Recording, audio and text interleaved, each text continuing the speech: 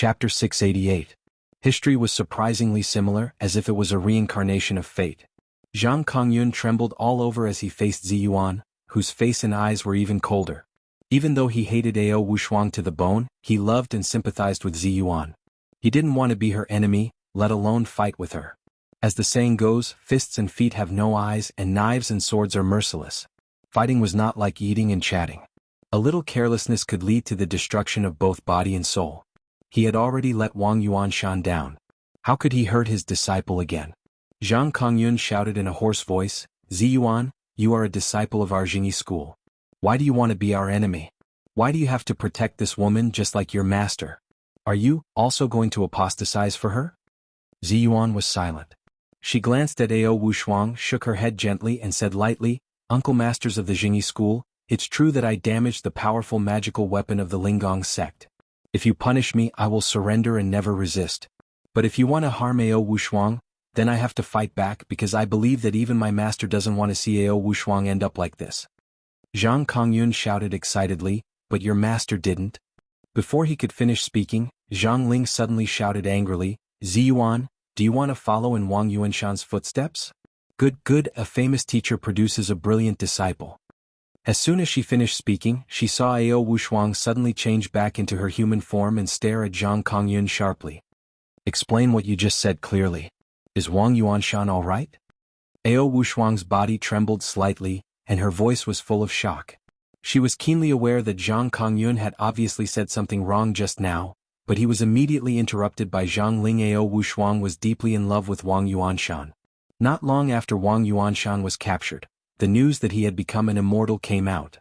Everyone in the world believed that Wang Yuanshan was dead, and it was definitely not as the people of the Jingyi school had said. He had become an immortal, and he must have been punished by the Jingyi school for apostasy. But Ao Wushuang didn't believe it, because she knew Wang Yuanshan's magical abilities too well. Wang Yuanshan could be captured and sealed, but it was absolutely impossible for him to be killed in body and soul, unless he entered the Sanju formation of the Jingyi school. The three ultimate formation was known as the ultimate formation of heaven, earth, and man. Even if a living golden immortal entered the formation, he would be blasted into pieces. His body would turn into powder, and his yang spirit would turn into nothingness, unable to be reborn again. However, although the three ultimate magic formation was terrifying, the only magic formation that could completely kill Wang Yuanshan 10 years ago had not been formed at all. Therefore, she did not believe that the Jingyi school at that time had the ability to kill Wang Yuanshan. Because of this, Ao Wushuang firmly believed that Wang Yuanshan was not dead at first, but as time went by, she began to waver and doubt it. Because if even one of Wang Yuanshan's yang spirit avatars escaped, Ao Wushuang firmly believed that he would definitely return to her side. But for the past 10 years, she had waited bitterly and foolishly, but she had never received any news of his whereabouts. Could it be that Wang Yuanshan had really ascended to immortality? Every time Ao Wushuang thought of this, she wanted to rush to Mount Longhu to find out what was going on. However, after the sudden change 10 years ago, her temperament had also changed.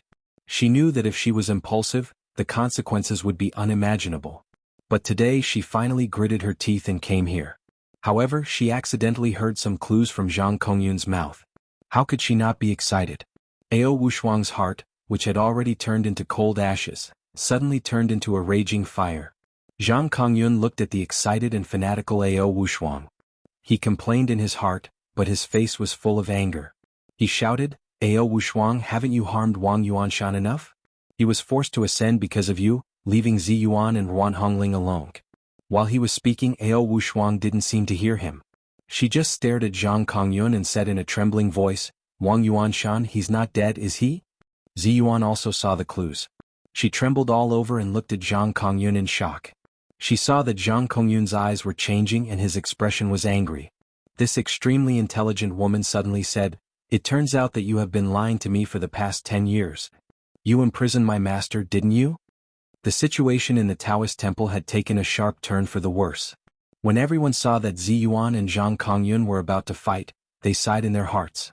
However, they didn't expect that Zhang Kongyun's inadvertent words would turn a case that everyone was familiar with 10 years ago around. So Wang Yuanshan was not dead? It wasn't that no one had thought of this before, but with the passage of time, Wang Yuanshan was slowly forgotten by them. But now it was suddenly brought up in such an occasion. They couldn't help but feel shocked. Especially for the big sects such as the Maoshan sect, the Chuanjin sect, and the Qingqing sect who were determined to rule the cultivation world. If Wang Yuanshan was really not dead, then this news would be too terrible. If the Jingyi school did not kill Wang Yuanshan, then what did they want to do with him?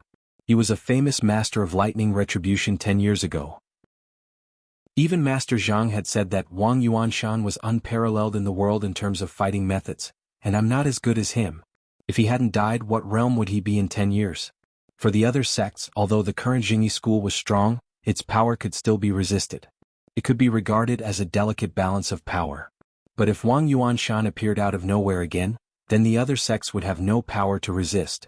Thinking of this, the cultivators of the other sects looked at Zhang Ling, Zhang Kongyun, and the others of the Jingyi school with unkind eyes. At this moment they would rather believe that Wang Yuanshan was not dead. The conspiracy theory quickly took root in everyone's heart. Zhang Ling was not the best at fighting methods, but she was good at grasping the overall situation.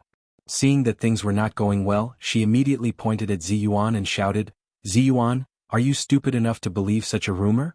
Wang Yuanshan was infatuated with the demoness and betrayed our sect. He should be killed. The law of our Jingyi school is as firm as a mountain. How can we cover up for him?" Zhou Ping also took advantage of the situation and interrupted, "Master, if the upper beam is not straight, the lower beam will be crooked. With a master like this, how good will a disciple be?" Ziyuan looked at her coldly and asked, "If my master is really a flying immortal, then where is his golden body?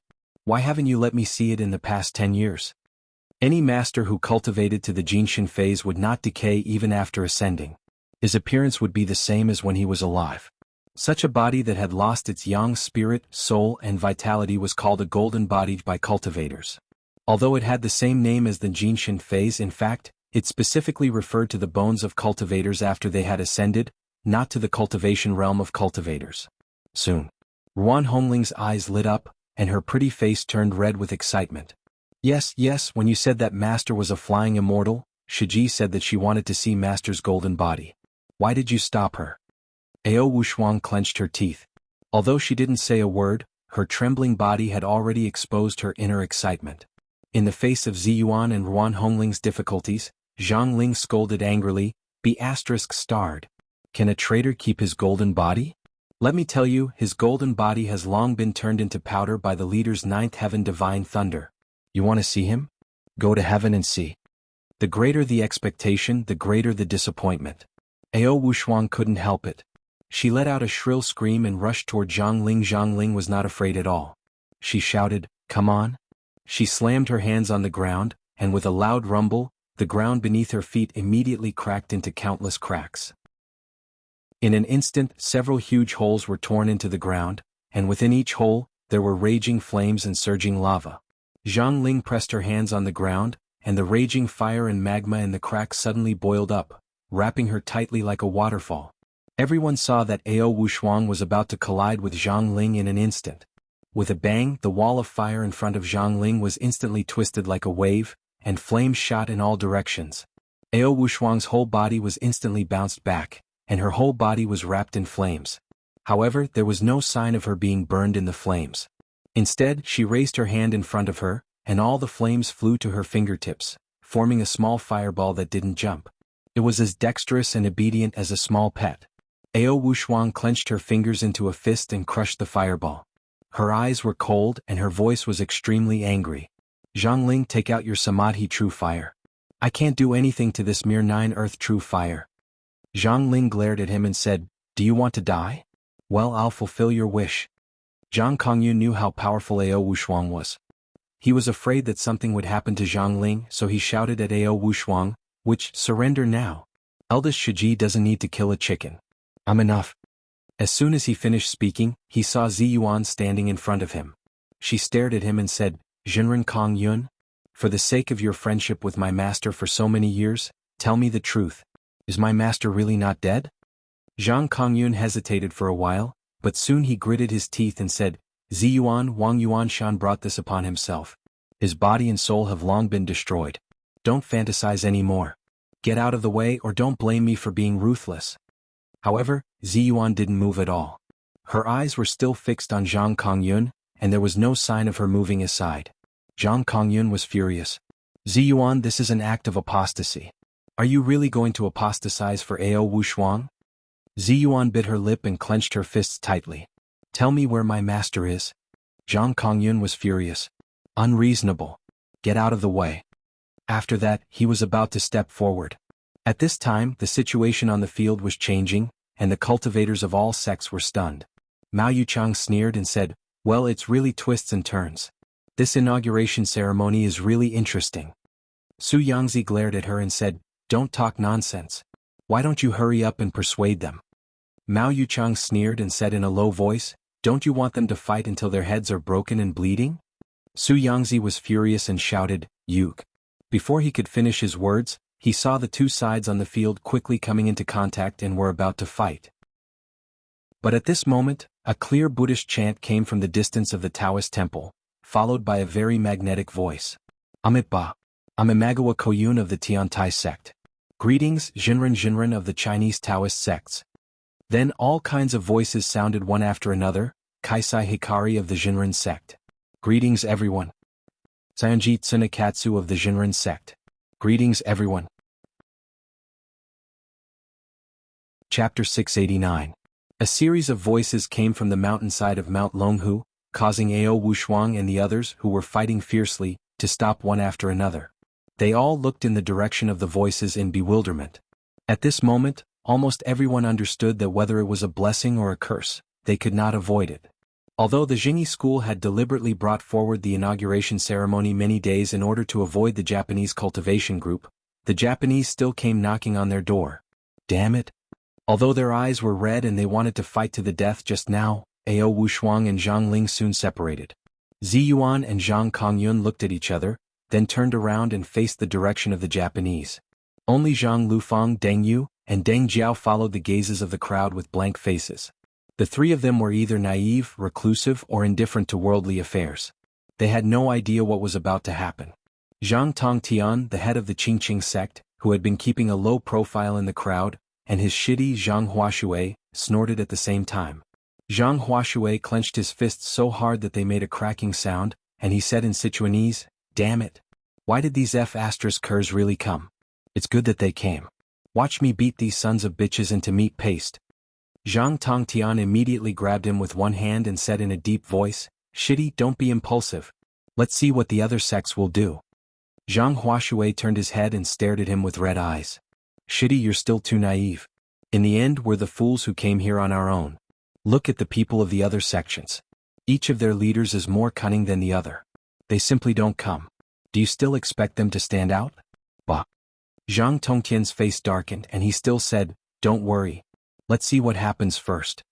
Zhang Huashui snorted angrily and turned his face away. Naturally, most of the cultivators present had heard the news that they could only lose and not win. Wei Qing and Yu Sheng of the Chuanjin sect saw that the Japanese were arriving in the blink of an eye, and they immediately looked at Du Fei. However, Du Fei shook his head slightly at them and said in a low voice, the overall situation is more important. Don't be impulsive. Wei Qing and Yu Sheng snorted at the same time, their faces full of unwillingness. At this time, Japanese cultivators slowly appeared on the mountain road. Most of these cultivators were dressed in the clothes of various sections. Some held Buddhist staffs and wore bamboo hats. They wore orange monk robes and white monk robes. Some did not wear bamboo hats and wore yellow kasayas. Some wore white robes with a black crown on their heads and held a fan in their hands. When these cultivators went up the mountain, some of them reported their sect's names and dharma names in Chinese, while others reported in Japanese. Although it seemed a little messy after they finished reporting, they were very silent. No one looked sideways and the atmosphere was solemn as if they were here to fight to the death. But walking in front of these people were about 7 or 8 men and women dressed in ordinary clothes.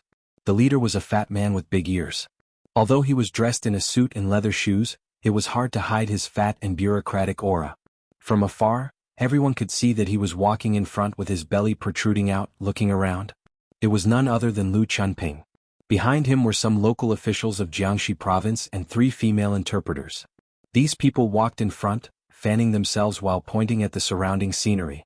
Some even took photos with their mobile phones as if they were on a scenic tour. Mao Yuchang's mouth was sharp and unkind. She giggled and said to Su Yangzi, who was standing next to her, Hey, if we give each of these guys a bicycle and stick a piece of dog skin plaster on their foreheads, wouldn't they be no different from the traders who lured the devils into the village? Su Yangzi was a cautious person, but when he heard this, he couldn't help but think of the classic scenes in movies and TV shows. He couldn't help laughing, but soon he glared at her and said, "What nonsense are you talking about? Don't talk nonsense like this later. Be careful not to get into trouble." Zhang Ling and Zhang Kongyun of the Jingyi school looked at each other. Zhang Ling quietly withdrew her jinqi, and the cracked ground under her feet automatically closed with a cracking sound. Zhang Kongyun also walked to the big pit that he had made before. He gently stamped his foot, and the blue bricks on the ground immediately set off a wave like a carpet that had been shaken by someone. Every blue brick was shaken. When they were flat again, the ground had returned to normal. If it weren't for the fact that there were still some stone cracks in the original depression, ordinary people would have thought that nothing had happened on the ground just now. After Lu Chunping led a group of local officials into the Taoist field of the Taoist temple, he saw at a glance that everyone on the field was looking at them. Lu Chunping was worthy of being in the officialdom all year round. He was unaware of all kinds of eyes around him. He laughed, turned his head and said to Sanji Tsunekatsu behind him, "You are right. They are really here." Strange, I asked several local people who were in charge of this matter, and they all said they didn't know. How did you know? Sanji Tsunekatsu maintained a polite posture. His smile was modest and polite, which made people feel very good. But only when he lowered his eyes would there be a flash of disdain and contempt in his eyes. Sanji Tsunekatsu smiled and said, "There is a saying in China that heroes cherish heroes. I think it's for this reason that we found them." Sanji Tsunekatsu's words were very good. He not only alluded to the identity of the cultivators of China and Japan, but also flattered Lu Chunping and the others. Although Lu Chunping and the others were not cultivators, who didn't like to hear foreigners praise their own country's people. Lu Chunping laughed and waved his hand. He turned to look at Ayase Izumo, who was not far behind Sanji Tsunekatsu, and said with a smile, "Miss Izumo, who do you think is a hero in your Japanese delegation? And who is a hero in our China delegation?" This time, because the Japanese cultivation group was the vanguard group, only a quarter of the total number of people had originally planned to come. There were even fewer powerful witches and goddesses of Shintoism, and even fewer women like Ayase Izumo, who were extremely beautiful and had outstanding temperament. When Lu Chunping saw Izumo for the first time, he was so shocked that he could hardly move his eyes away. Along the way, he had been thinking of ways to talk to this beautiful Miss Izumo. Even if she didn't speak, it was good to look at her a few more times. Ayase Izumo's temperament was originally cold. She saw that this Chinese man wanted to stick his eyes on her as soon as he saw her. Although there was a smile on her face, she hated this kind of person who kept nodding and bowing to her. However, although she was a person who was famous for being indifferent and reticent in the sect, when she went abroad, there were many places where she had to do as the Romans do. Especially after being reminded by the great priest Ayase Shenko, Izumo finally opened her mouth and said a few words to him. Although Izumo could speak Chinese, she didn't want to talk directly to this annoying fat man, so she had been talking to him through the interpreter. After the interpreter finished speaking to her, Izumo said softly, "On our side, everyone is a hero. On your side, you will only know who is a hero after the competition." Izumo was not good at communication, and her speech was not as smooth and shiny as Sanji Tsunekatsu's. When she said this, the interpreter frowned in his heart and didn't dare to translate it directly. After a little roundabout, he said, "Miss Izumo said that everyone on our side is a hero, and everyone on your side is also a hero." After listening to her translation, Izumo frowned secretly and glared at the interpreter unhappily. She was very dissatisfied with the interpreter's tampering with her original meaning. Lu Chunping didn't know any of this. After listening to the interpreter's words, he laughed and said, "Well said, well said. I didn't expect Miss Izumo to be so beautiful and speak so beautifully." Izumo couldn't stand it anymore. She said in Chinese, "I don't know which cultivator in China is a hero, but I know someone who can be considered a hero." Lu Chunping didn't react for a moment. He laughed and said, "Ah? Which one is Ing? Miss Izumo, can you speak Chinese?" Lu Chunping didn't have time to think too much. He was overjoyed and said, "Miss Izumo, I didn't expect you to speak so well in China. Amazing, really amazing. Just now, which one of us was a hero?" As he spoke, he looked at Izumo with joy in his eyes. He looked like a child waiting for praise and reward. In his opinion, he had been careful, smiling, and praising her all along the way. The other party should return the favor and praise him, right? Everyone carried the sedan chair, and returning the favor was the way of the king. But he didn't know that if this sentence was spoken to someone like Saionji Tsunekatsu or Ise Xinguang, who was good at diplomacy, it would definitely be a compliment. But why would Ise Izumo care about this? She said without hesitation, among the cultivators in China, there is a person named Li Yundong. This person can be called a hero, a great hero. The smile on Lu Chuanping's face suddenly froze. He cursed in his heart, damn it, this Li Yundong is a B****starred. What kind of hero is he? But after all, he was an old fox in the officialdom. Although he was angry in his heart, he didn't show it on his face.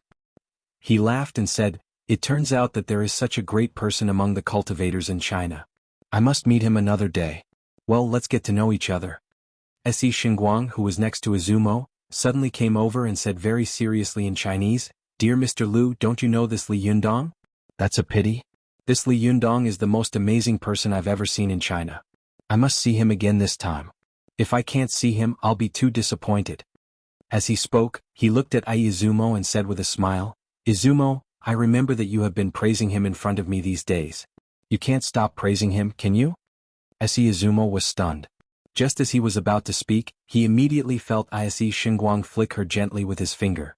Se Izumo immediately came to his senses and smiled faintly. Yes. Lu Chuanping's smile turned ugly. He laughed dryly and a look of anger flashed in his eyes. He turned his head away and stopped talking to Yunche. Instead he walked to the front. Although Ise Izumo was indifferent and didn't like to deal with people, it didn't mean that she was a fool. She glanced at Ise Xinguang with flickering eyes and said in a low voice, Do you want to kill Li Yundong? Why do we have to use such means to deal with him? Don't you have confidence in me? Ise Xinguang smiled slightly. Li Yundong is indeed a great hero and I'm not wrong. But a lion will do its best to fight a rabbit. Since we have chosen to fight, we must ensure that we win. In order to win, I don't care what means we have to use. As he spoke, he glanced at Lu Chunping who was walking in front of him and smiled meaningfully. This Chinese man is very stupid. At first glance, I can tell that he is jealous and narrow-minded. He will definitely make trouble for Li Yundong.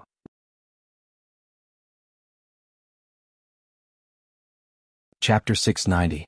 The arrival of the Japanese cultivation group had completely disrupted the inauguration ceremony of the Lingong sect. Lu Chunping swaggered to the Taoist field and stood in front of everyone with a smile on her face. She warmly greeted the cultivators from various sects around her. Ao Wushuang looked at these Japanese cultivators vigilantly and said to Ziyuan in a low voice, Ziyuan, why don't you go? Stay here and wait for death? Ziyuan also stared at these Japanese cultivators. She shook her head stubbornly and said, No matter what, today is the inauguration ceremony. How can I run away at the last minute? On the other hand, Senior Wushuang, you'd better leave quickly. Otherwise, these Japanese cultivators will harm you. Ao Wushuang snorted coldly and said, Why would they harm me? Ziyuan glanced at Ao Wushuang and felt strange in her heart. Doesn't she know that the mystical silver fox has escaped? Thinking of this, Ziyuan wanted to say something but stopped on second thought. She shook her head helplessly and did not speak again. On the field, Zhang Ling of the Jingyi school had no choice but to step forward, bow slightly and ask, Almsgiver Lu, what brings you here? Lu Chunping had also met Zhang Ling once or twice. He returned the greeting according to the Taoist etiquette and said with a smile, I accompanied my Japanese friends here. They insisted on paying a visit to the Taoist holy land of Mount Longhu, so I followed them. Zhang Ling glanced at the Japanese cultivators who were stepping into the field. She was extremely unhappy, but she said calmly, Our Jingyi school and the Japanese cultivation world can be said to mind our own business. Why did they come to visit us? Lu Chunping said, Hey, that's not right. As the saying goes, it is a joy to have friends come from afar. Our Japanese friends have come all the way here, which shows that your Jingyi school has a profound influence. At this time, Saionji Tsunekatsu also stepped forward and said, Lu Jun is right. Although the Japanese cultivation world and the Taoist cultivation world are two completely different cultivation worlds, if you look at the root, there is still a lot of origin. When the founder of our Xinyan Tantrism, Hongfa Dashi, went west to the Tang dynasty, he learned the theories and knowledge of Taoism and brought them back to Japan. Therefore, we are actually separated by a strip of water, of the same origin. Zhang Lufang suddenly scolded loudly, Bah, you are so shameless. Who has the same origin as you? How can you have the cheek to say such words? Our Jingyi school was founded in the 2nd century AD by Grandmaster Zhang Ling. Your Xingyan Tantrism was founded by Hongfa Dashi in the 9th century AD. There is a gap of more than 700 years. How can we have the same origin? Zhang Liufang's shout made the faces of many Japanese cultivators change? The faces of many cultivators. The cultivators of all cheered Japanese cultivators changed. June of the cultivators of the sect. The sect. Japanese cultivators of the Dane sect. And of them of the cultivators of sect. Yu of Zhang Zhang of Zhang Yun turned and said in Zhang. After hearing Zhang Liufang's words, Sanjit Tsunekatsu glanced at her, but he still had a smile on his face. He said, no matter what, the friendship between the cultivation world of China and Japan has a long history. We must come up to pay our respects when we pass by Mount Longhu. Zhang Ling said in a deep voice, if you want to worship, you might as well go to the main peak. That is our main hall. This is just a side hall of the side peak.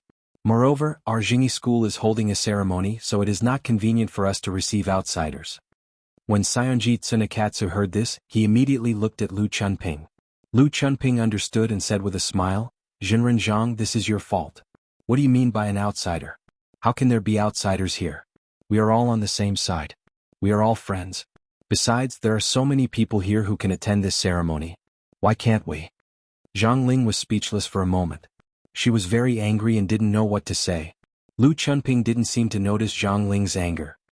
He casually walked to the front of the crowd, cleared his throat and said, comrades, friends, today is not an ordinary day. We welcome fellow cultivators from distant foreign countries. Lu Chunping was very bureaucratic and liked to show off. Therefore, when he saw so many people here, he couldn't help but want to show off his official power. Besides, there were so many cultivators here. Normally he really didn't dare to offend them, but now he had orders from the higher-ups. He knew that these cultivators had a lot to worry about and didn't dare to offend the higher-ups. Therefore he was not afraid of these cultivators being naughty. When Lu Chunping was a local official, he liked to give speeches the most. Every time he went to a public place he wanted to say a few words. But since he was transferred to the capital as an idle official, he had lost this great hobby. It was not easy to meet so many people today, so his addiction was immediately triggered. He began to talk at length on the field, his spittle flying everywhere. The cultivators of all sects present listened with their eyes wide open and felt drowsy. Wei Qing of the Chuanjin Dragon sect felt her head buzzing as she listened, and she was extremely impatient. Suddenly, she had an idea and smiled slyly at Du Fei and Yu Sheng in a low voice. Watch me play a trick on this annoying guy. As she spoke, a paper talisman quickly appeared between her two slender fingers. She pinched her fingers together and softly chanted a few incantations. The paper talisman instantly burned by itself and disappeared in a dazzling manner. Du Fei and Yu Xing were both shocked and said in unison, "Don't act recklessly." But as soon as they finished speaking, they saw a person who was exactly the same as Lu Chunping appear next to him in an instant. Their expressions and postures were very similar, especially when this person imitated Lu Chunping's movements. He put his hands on his hips and looked proud of himself. The fake person behind Lu Chunping continued his words loudly, saying, Taijun said that this time the Imperial Army is not here to rob food or women. They are just here to buy some soy sauce and then leave. Please rest assured. When Lu Chunping heard a voice that was exactly the same as his coming from behind him, he was shocked.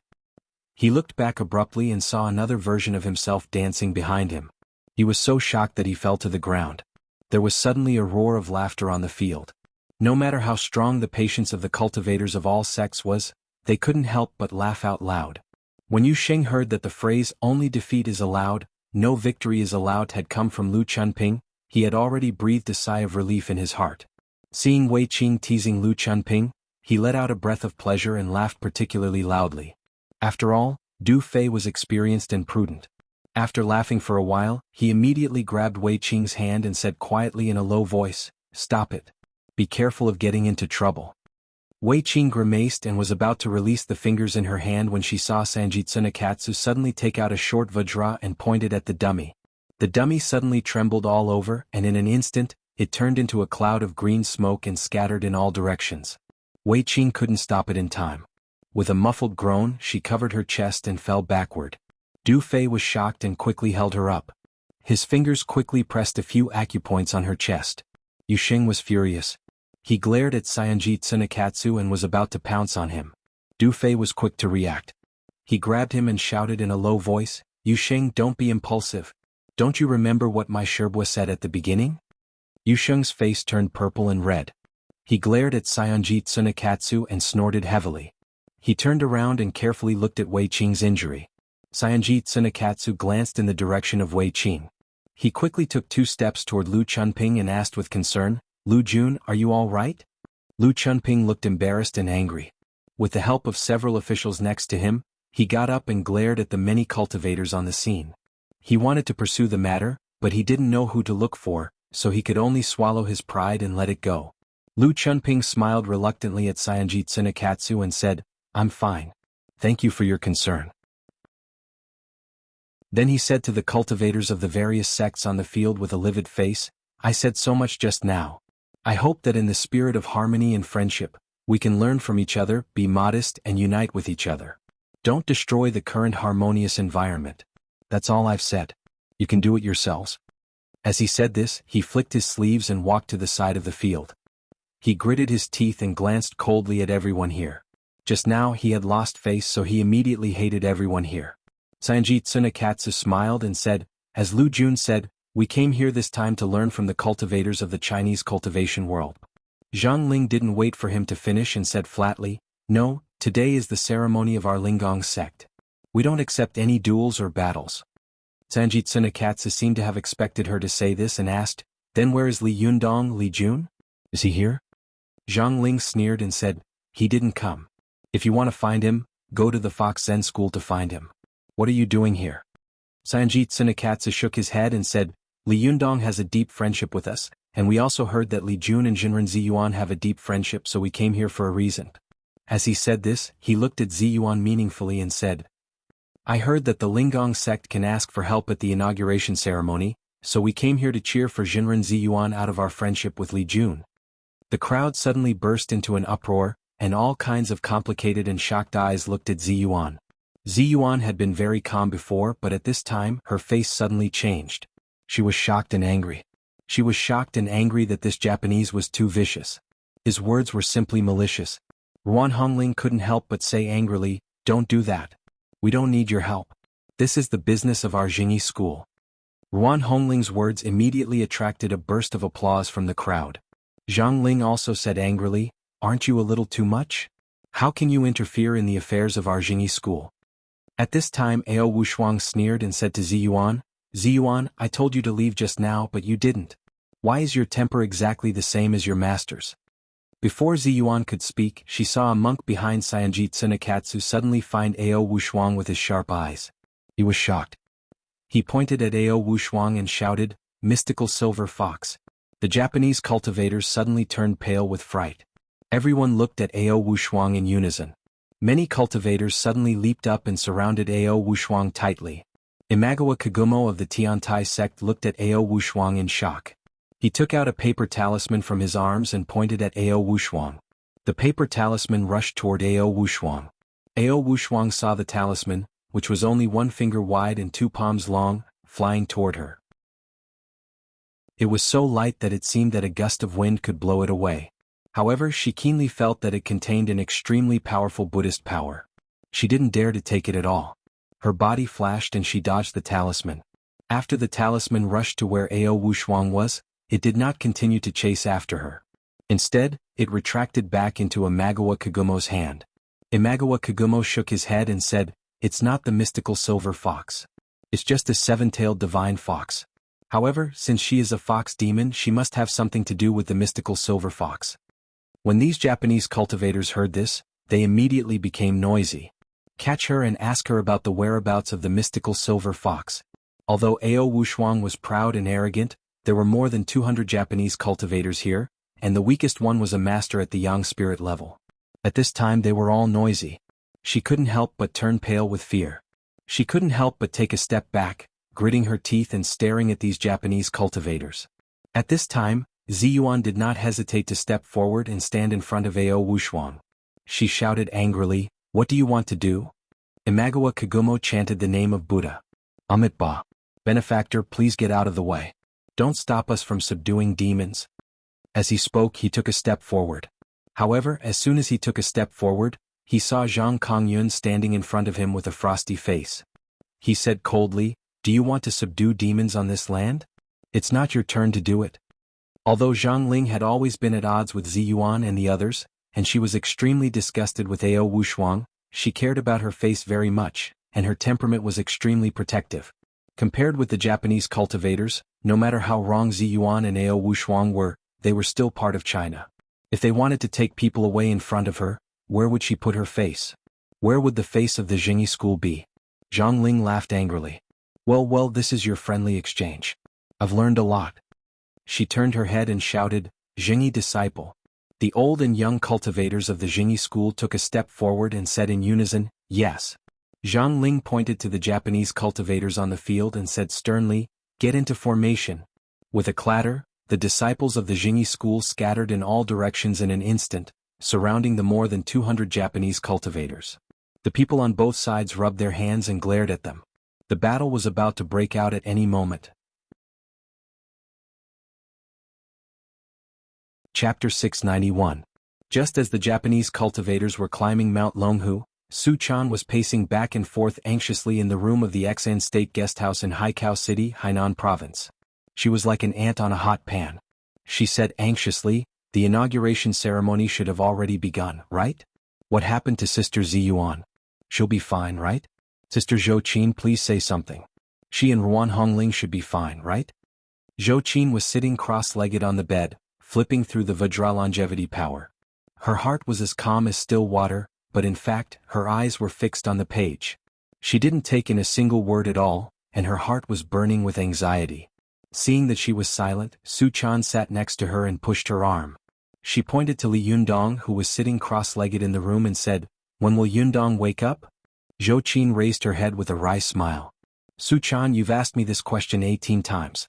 How would I know when Master will wake up?" Su Chan stamped her feet anxiously. "But what if something happens to Sister Ziyuan? If Yundong wakes up and finds out that something happened to Sister Ziyuan, won't he blame me to death?" Zhou Qin was not confident at all, so she became more and more flustered at this time. She said bitterly, "Don't say that. I'm also very worried. But what can we do now? If we rush over, who will protect Master?" Su Chan said tentatively, "Why don't I stay and you go?" However, Zhou Qin was a little worried about Su Chan's fighting strength. It was no problem for the little girl to protect herself, but how could she protect others? Forget it then. Perhaps if she stayed, he would be even more worried and flustered. But Zhou Qin didn't say this out loud. She just shook her head like a rattle. No, this is not good." Su Chan thought for a moment and said, "Then, you stay here and I'll go?" Zhou Qin didn't know whether to laugh or cry. She thought, "What's the use of you going there? If the two of us go together, we can still be of some use. If only one of us goes, we'll just be sending them appetizers, not even enough to fill the gaps between their teeth." Su Chan saw Zhou Qin's bitter face and didn't comment. She said angrily, "Oh, you can't do this and you can't do that. I'm so anxious. Sister Ziyuan is alone now, so she must be bullied to death. What should I do? I'm so worried, so worried." Zhou Qin sighed and said, "Stop it. If you keep talking, I'll be worried to death. It's useless to be anxious now. Just wait patiently." The little girl paced back and forth in front of Li Yundong, wishing that she could reach out and push him to wake him up. But every time she did that, she would take her hand back and continue to pace around the room irritably. Just as she was getting impatient, there was a sudden knock at the door of the room. A voice came from outside the door. "Is Li Yundong in this room?" Su Chan immediately stopped and listened carefully. She was pleasantly surprised. "It seems to be Fifth Sherbua." She immediately rushed to the door like a gust of wind and opened it. She saw Fifth Sherbua Lu Yuehong standing at the door, looking at her with the same surprised expression. "Oh, Su Chan, you're here too. That's great. Is the sect leader here? I heard from Ruan Hongling that he's here."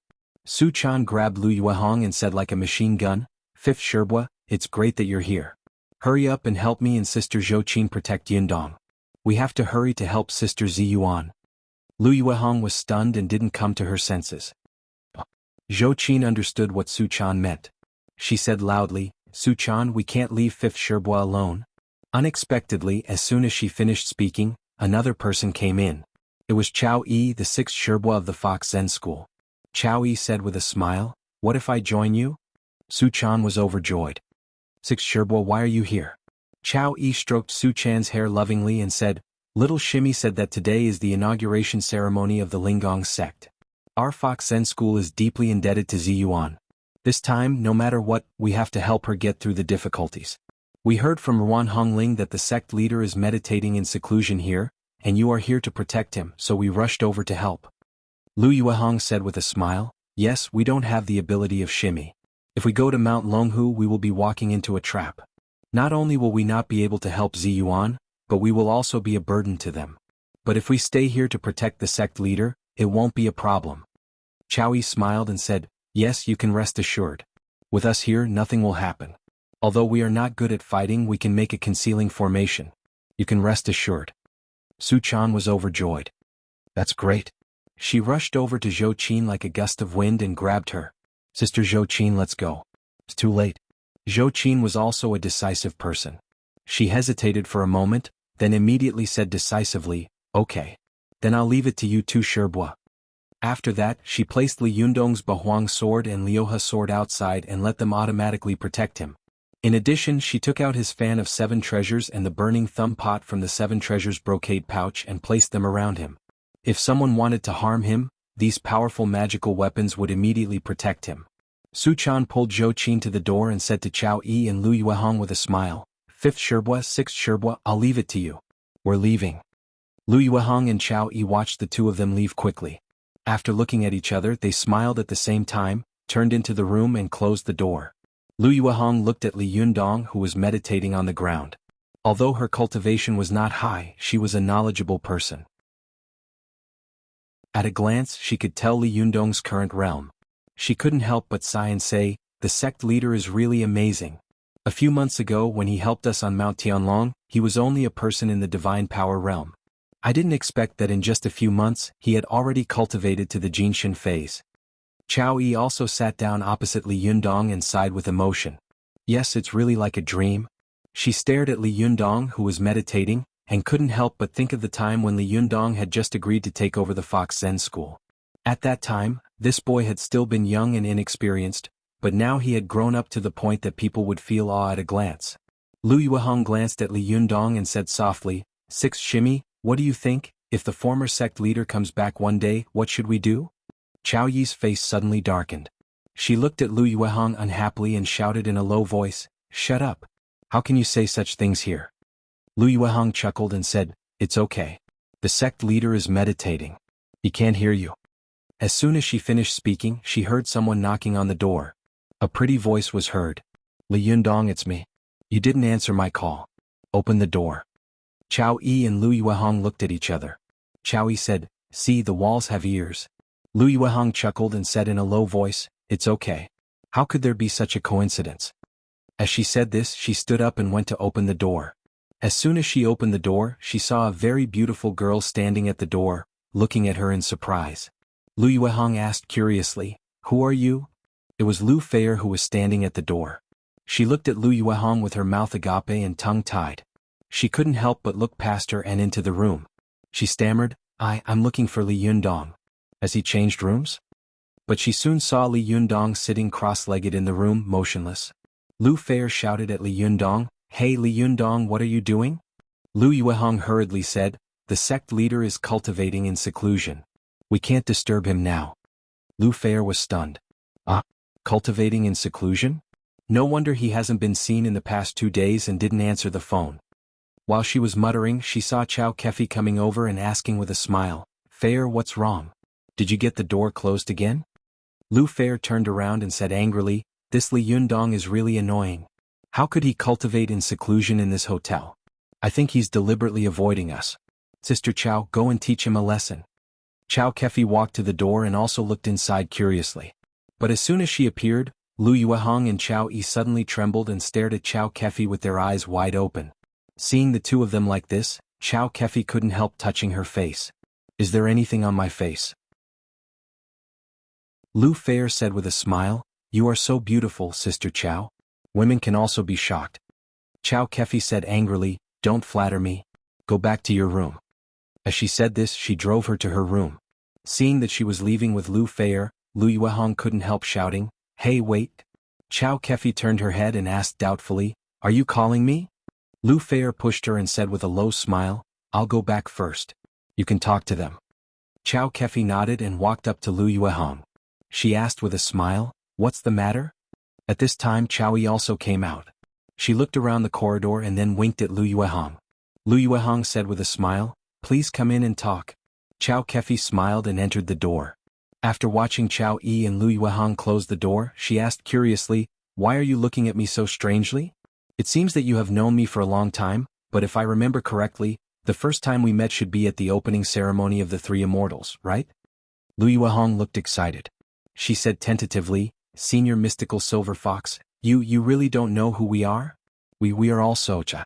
Before she could finish her words, Chow Yi behind her gently poked her, and Lu Yuehong immediately swallowed the rest of her words. When Chow Kefi heard the name of Mystical Silver Fox, her body suddenly trembled slightly and her face showed confusion. She murmured in a low voice, "Mystical Silver Fox? Who is this?" Chow Yi said cautiously, "Qianbei, don't you remember?" Chow Kefi's face became more and more confused. "Remember? What do you remember? Mystical Silver Fox? Who is Mystical Silver Fox?" Chow Kefi kept murmuring in a low voice. Pictures flashed through her mind one after another like a horse lantern. Some sealed memories emerged in pieces, as if a huge rock that had been suppressed under the deep sea had suddenly loosened and many bubbles emerged. Chow Kefi's chi and blood began to boil with her chaotic memories. She stared blankly at her hands and saw that the chi of the 5 elements was jumping around in her hands, changing unpredictably. When Chow Yi and Lu Yuehong saw this scene, their faces immediately lit up. They looked at each other in surprise, nodded and waited nervously as if they wanted Chow Kefi to remember something. But after waiting for a long time, they saw that Chow Kefi was still at a loss, as if she was in a trance, standing there blankly. Lu Yuehong couldn't help but reach out and gently push her shoulder. She asked tentatively, "Qian?" Before she could finish her words, Chow Kefi suddenly raised her head. Her eyes were fierce and she shot out like lightning. She slapped her shoulder and sent her flying. Lu Yuehong screamed and flew back like a cannonball. Just as she was about to hit Li Yundong, Chow Yi appeared beside her in the blink of an eye and held her, stopping her from moving forward. Lu Yuehong covered her shoulder, her pretty face pale, and her teeth kept trembling as if a cold air had entered her body. She couldn't even speak. At this time, Chow Kefi's eyes had turned ferocious and terrifying blood red. Her fingers were like hooks and she looked crazy. She stared fiercely at Lu Yuehong and Chow Yi, who were horrified, and said sternly, "Everyone in the world wants to kill me, so I will kill everyone in the world first. You are no exception. Go to hell." It was too late for Chow Yi and Lu Yuehong to regret and be frightened out of their wits. Just as they were about to scream, they saw a figure appear in the room. The figure rolled up his sleeves and covered their figures. He snorted angrily and said, "You two idiots, you want to complicate things with such a small matter. Let's go." After he rolled up his sleeves, Chow Yi and Lu Yuehong immediately disappeared from the room. Chow Kefi saw that they had disappeared and she couldn't catch up with them. She couldn't help but look at Li Yunyang, who was meditating in the room. The blood-red light in her eyes suddenly became brighter and brighter. Her eyes flickered and she laughed wickedly, "The revered Wisdom King, we meet again. I haven't seen you for 1,000 years. How are you? It's time for us to end our 1,000 years of grievances, haha." After that, Chow Kefi let out a shrill roar and turned over her palm. Her 5 fingers were like sharp iron hooks, and she slapped down on the top of Li Yunyang's head. At this time, Lu Feier's surprised cry and knocking came from the door. Sister Chow, what's wrong with you? What happened?" Chow Kefi's palm suddenly stopped moving. The Liuha, Bahuang, burning thumb pot, and fan of 7 treasures in front of her all jumped up like lightning and attacked her crazily. Chow Kefi's figure flashed and she instantly dodged the attacks of the 4 powerful magical weapons. After driving Chow Kefi away, the 4 powerful magical weapons did not chase after her. They still circled around Li Yunyang and loyally protected him. Chow Kefi flashed to the door of the bathroom and happened to see herself in the dressing mirror in the bathroom.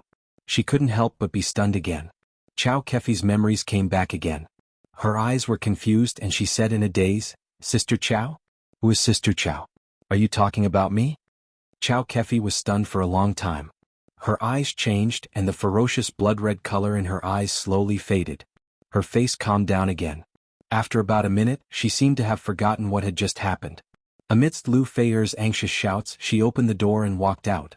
Seeing her come out, Lu Feier quickly asked, "Sister Chow, what happened just now? I seem to hear you shouting." Chow Kefi smiled and said, "It's nothing. Did you hear wrong?" Lu Feier said angrily, "Have I become an old woman? Why do I keep hearing and seeing wrong things recently? Forget it. Do you want to go back and take a bath?" Chow Kefi smiled and said, "Okay, I'll take a bath first." Lu Feier said with a smile, "Haven't you always taken a bath first?" The two of them left Li Yunyang's room talking and laughing and walked towards their own rooms. Just as Chow Kefi closed the door of Li Yunyang's room and left, Li Yunyang, who was in a trance, opened his eyes, I'm exhausted. It took me 5 hours to write 2 chapters of 8,000 words. I can't make it in time for the 3rd chapter. Don't wait for me tonight, I'm sorry. Chapter 692. As soon as Li Yundong woke up, he found that there was no one in the room. Only the Liuha sword and the Bahuang sword were floating around. He stood up and saw the fan of 7 treasures and the burning thumb pot lying quietly under his feet. Obviously, someone had taken them out of the 7 treasures brocade pouch. Li Yundong frowned slightly. With a thought, the 4 magic treasures instantly jumped back into the 7 treasures brocade pouch, and the 7 treasures brocade pouch also jumped onto his belt. Li Yundong looked around and thought, "Where are Zhou Qin and Su Chan?" But soon Li Yundong found a note on the table. It was written quickly by the careful Zhou Qin before she left. Li Yundong picked it up and looked at it. He was shocked. The Jingyi school has brought forward the inauguration ceremony? Oh no. Li Yundong moved and disappeared from the room in an instant. Just as Li Yundong rushed to Mount Longhu, the situation on Mount Longhu was already critical and could be triggered at any moment. Seeing that the two sides were about to fight because of a disagreement, Lu Chunping was so anxious that a layer of sweat appeared on his back. He cursed in his heart, "These bastards, it's fine if they want to die, but do they want to make me lose my position?" Lu Chunping hurried to the field and said loudly, "Don't be impulsive. If you have something to say, let's talk it out." He said to Saionji Tsunekatsu with a smile on his face, "Mr. Saionji, I'm afraid this is not good, is it? Can't we sit down and talk about it?" Saionji Tsunekatsu's eyes were fixed on the surroundings. Although there was only one Jinshin master among the disciples of the Jingyi school here, these disciples had set up a huge magic formation to cover all of them. Once there was a large-scale conflict, he was afraid that he would not be able to get any benefits. In particular, there were cultivators from other sects staring at them covetously. Although Saionji Tsunekatsu firmly believed that if they really fought, they, the experts carefully selected from the Japanese cultivation world, would be the final victors. But even so, Saionji Tsunekatsu was still a little nervous. Although there were not many Jinshin masters in the Chinese cultivation world, and there was no one who was a lightning retribution master, there was the great deterrent of the magic formation. In addition, they were on the ground of Mount Longhu. Who knew if Zhang Tianshi, who was known as the best in the world, would suddenly come out of seclusion? Just how powerful was Celestial Master Zhang? In response to this point, the cultivators of the various sects of the Japanese cultivation groups debated for a long time without an answer, but their conclusion was that Zhang Tianshi should be stronger than Li Yundong. If he was stronger than Li Yundong, then they would have to be more cautious. After all, Li Jiandong was a figure who had personally ended the era of Masako Tachibana in the Japanese cultivation world. What was the concept of an opponent who was stronger than him? Moreover, this was the territory of the Chinese cultivation world after all. As the saying goes, a powerful dragon cannot suppress a local snake. Although there were not many Jinshin masters on the scene, the Japanese were not stupid. They would not be so stupid to believe that there were only a few small cats in the huge Chinese cultivation world here to make a fool of themselves. Would these guys hide in the surroundings and ambush them at any time? All the Japanese had a big question mark in their hearts. Thinking of this, Saionji Tsunekatsu couldn't help but say to Lu Chunping, "Lu Jun, it's not that we don't want to talk nicely, but you Chinese people are too rude. We came from afar. Is this how you welcome us?" Before Lu Chunping could speak, Zhang Ling scolded them rudely, "If you really came to worship the ancestral court of our Jingyi school, we would naturally welcome you.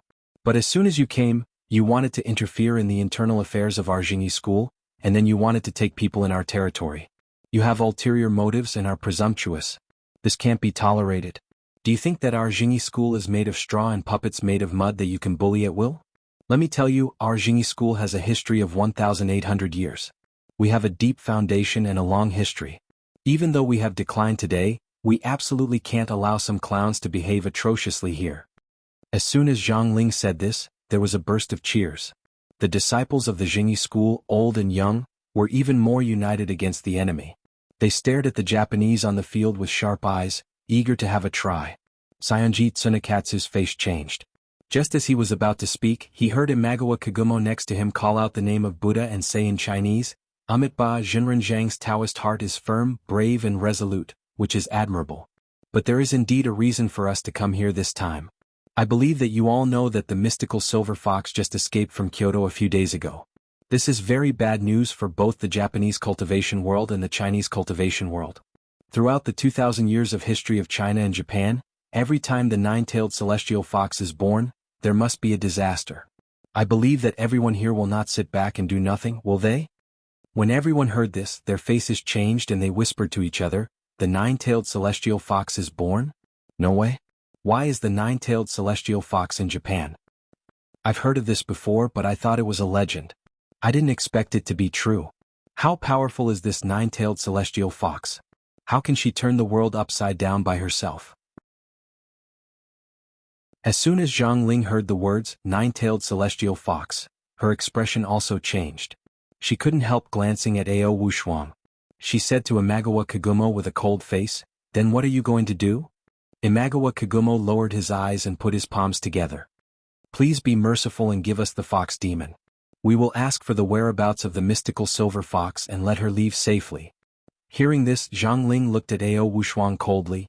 "Do you know the whereabouts of the mystical silver fox?" Ao Wushuang couldn't help laughing out loud. Her voice was full of sarcasm and ridicule. "If I knew the whereabouts of the mystical silver fox, would I have come here to throw myself into the trap? Stupid, really stupid beyond belief." Zhang Ling snorted angrily, but she didn't fight with her anymore. Instead, she turned around and said in a deep voice, "Master, I believe you heard it too?" Before Imagawa Kagumo could speak, many Japanese cultivators behind him began to clamor, "Even if she doesn't know, she must have something to do with the mystical silver fox. Catch her and force the mystical silver fox to show up." Yes, catch her. We cultivators should take subduing demons as our duty. How can we allow the fox demon to run amok in the world? It's because you Chinese people are too indulgent that the mystical silver fox has harmed our country. You have to pay the price for it." Zhang Ling shouted angrily, "Bastard, how dare you try to make a move here?" After that, the disciples of the Jingyi school shouted in unison. The swords behind them flew out and they soared into the sky. For a moment, the side peak of Mount Longhu was filled with killing intent. The Japanese cultivators did not want to be outdone. They all took out their powerful magical weapons and confronted the disciples of the Jingyi school. When the cultivators of the other sects saw this scene, they all shouted, "Fellow Taoists of the Jingyi school, don't be afraid. With us here, we will definitely not let these clowns be arrogant on the land of China." For a moment, thousands of powerful magical weapons were floating in the air. It was really as if there was a sharp sword hanging over everyone's head. If they were not careful, they would be killed. Lu Chunping and the officials and translators who had come with him were all stunned. The two female translators simply didn't say a word. Their eyes rolled back and they fainted to the ground. Although Lu Chunping knew that these cultivators had powerful means, he had only seen such similar scenes in movies. How could he have expected to experience it in real life? He also knew that most of these cultivators usually kept a low profile, but once they made a scene, it would definitely be frightening. He was afraid that this competition between thousands of people would cause a ruckus. The side peak of Mount Longhu would disappear from then on. Even if he was lucky enough to survive, how could he face the upper peak? With so many people fighting, he could hide the matter through the official power. But if the whole mountain disappeared, how could he hide it? Would the mountain fly away by itself? Although it was boring to be an official, no matter how small his position was, he was still an official. Don't treat bean bun like dry food. Lu Chunping was sweating profusely. He let out a hysterical shout, "All of you stop." His shout was very abrupt in this murderous atmosphere. Everyone turned to look at him in unison. At this time, Lu Chunping had also shed all pretense of cordiality. He glared fiercely at the Chinese cultivators from various sects on the field and roared angrily, "It seems that you have forgotten which ground you are stepping on. Is this still the world of our party? Have you ignored the orders of the upper peak? If something happens today, how are you going to explain it? How are you going to hide it? Tell me. Mao Yuchang glanced at him coldly in the crowd and sneered in a low voice, "If there is a war, this person will definitely be a man." Before she could finish her sentence, Su Yangzi immediately covered her mouth. Just as she was about to struggle, she heard Su Yangzi say in a cold voice, "Are there not many people like this in China?" Although Zhang Ling's attitude was tough, she didn't want to make a big deal out of this. She took a deep breath and asked in a deep voice, "Benefactor Lu, do you have any good suggestions?" Lu Chunping raised his voice and said, "Suggestions? My opinion is that everyone should quickly disperse and do what you have to do. Don't make trouble here." The cultivators of various sects sneered in their hearts, and many of the Japanese cultivators also shook their heads. Sanjit Tsunekatsu said, "Lu Jun, we have come from afar. I'm afraid it's not good to go back like this, is it?" Lu Chunping's attitude towards the Chinese cultivators was not good, but he was full of smiles towards the Japanese. He turned around and asked with a smile, "Mr. Saionji, what's your idea?" Sanjit Tsunekatsu glanced at Imagawa Kagumo and the others behind him. Seeing that they were all nodding, he said to Lu Chunping, "As the saying goes, it's better to come at the right time than to come early. Since we have caught up with such a grand ceremony, we don't want to make a trip in vain. Why don't we each choose one person and have a fair fight on the field? Whoever stands in the end will be the winner. If we lose, we will return home immediately. If we lose, the Chinese cultivation world must give us an explanation. What do you think?" At this time, Zhang Kongyun said to Zhang Ling in a low voice, "Shiji, I don't think we need to give them an explanation. We don't have to accept this." However, Zhang Ling sneered and said, "They have already killed their way to the gate of our Jingyi school. Why don't you accept it? If someone takes Ao Wushuang away at our gate, even if it's a fox demon, what will the other sects think of us in the future? Our Jingyi school can't even deal with a fox demon, and we still need the Japanese to come here from thousands of miles away to subdue the demons for us? Humph, you can afford to lose this face, but I can't. If you don't want to do it, I will." After that, she raised her voice and said, "Well, that's it. Come on, let's have a fair fight." Zhang Kongyun wanted to say something but stopped on second thought. Seeing Zhang Ling's determined face, he hesitated for a moment and couldn't help but say, "But Shiji, didn't you hear that we can only lose and not win? How can we fight?" Zhang Ling sneered and said, "He has Zhang Liang's plan, and I have a ladder over the wall. There are policies and there are countermeasures. Can't you just fight to a draw?" Zhang Kongyun's eyes lit up. Yes, Shiji is really cunning. Well, Shiji is smart and scheming. No, it's far-sighted. Zhang Ling hated it when others called her old. When she heard Zhang Kongyun say the word old, her eyes suddenly widened as if she wanted to eat Zhang Kongyun alive. Lu Chunping, who was standing to one side, was in a dilemma when he heard their words. He muttered, "These be asterisk stards, after all they still want to fight? Damn it, let's fight. I don't care." Lu Chunping coughed dryly and said to Zhang Ling meaningfully, "Well, you can solve your own problems, but I have to say this first. If any of you make any trouble or cause any trouble, you can deal with it yourself." Humph. After that, he put his hands behind his back and walked to the far side of the field, as if it had nothing to do with him. At this time, the situation had been settled. After the cultivators of the Japanese sects whispered to each other for a while, a middle-aged monk wearing a bamboo hat and holding a monk's staff slowly walked out and said in extremely awkward Chinese, "I'm Abbot Ono of the Fahua sect. May I ask which Chinese friend would like to come up and teach me?" The cultivators of the various sects looked at each other and no one spoke for a while. Ao Wushuang sneered and was about to step forward, but Ziyuan stopped her and said in a low voice, "Senior Wushuang, you can't go. No matter whether you win or lose in the battle, you will have to consume a lot of jinchi.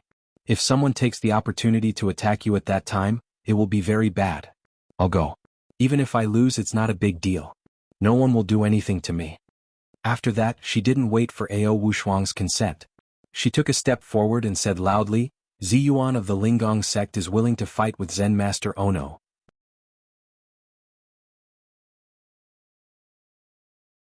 Chapter 693. The inauguration ceremony of the Linggong sect had turned into a PK competition in the Japanese cultivation world. Ziyuan's clear voice immediately attracted everyone's attention. She had been famous for a long time, and even many people in the Japanese cultivation world had heard of her name. At this time, when Ziyuan stepped forward, the whole audience immediately fell silent. Everyone looked at her with bright eyes, nervously and expectantly guessing how she would fight with this monk. Mao Yuchang stared at Ziyuan with sharp eyes and watched her every move. In the depths of her heart, She had long regarded her as a formidable opponent. Deng Yu and Deng Jiao also looked at the field with concern.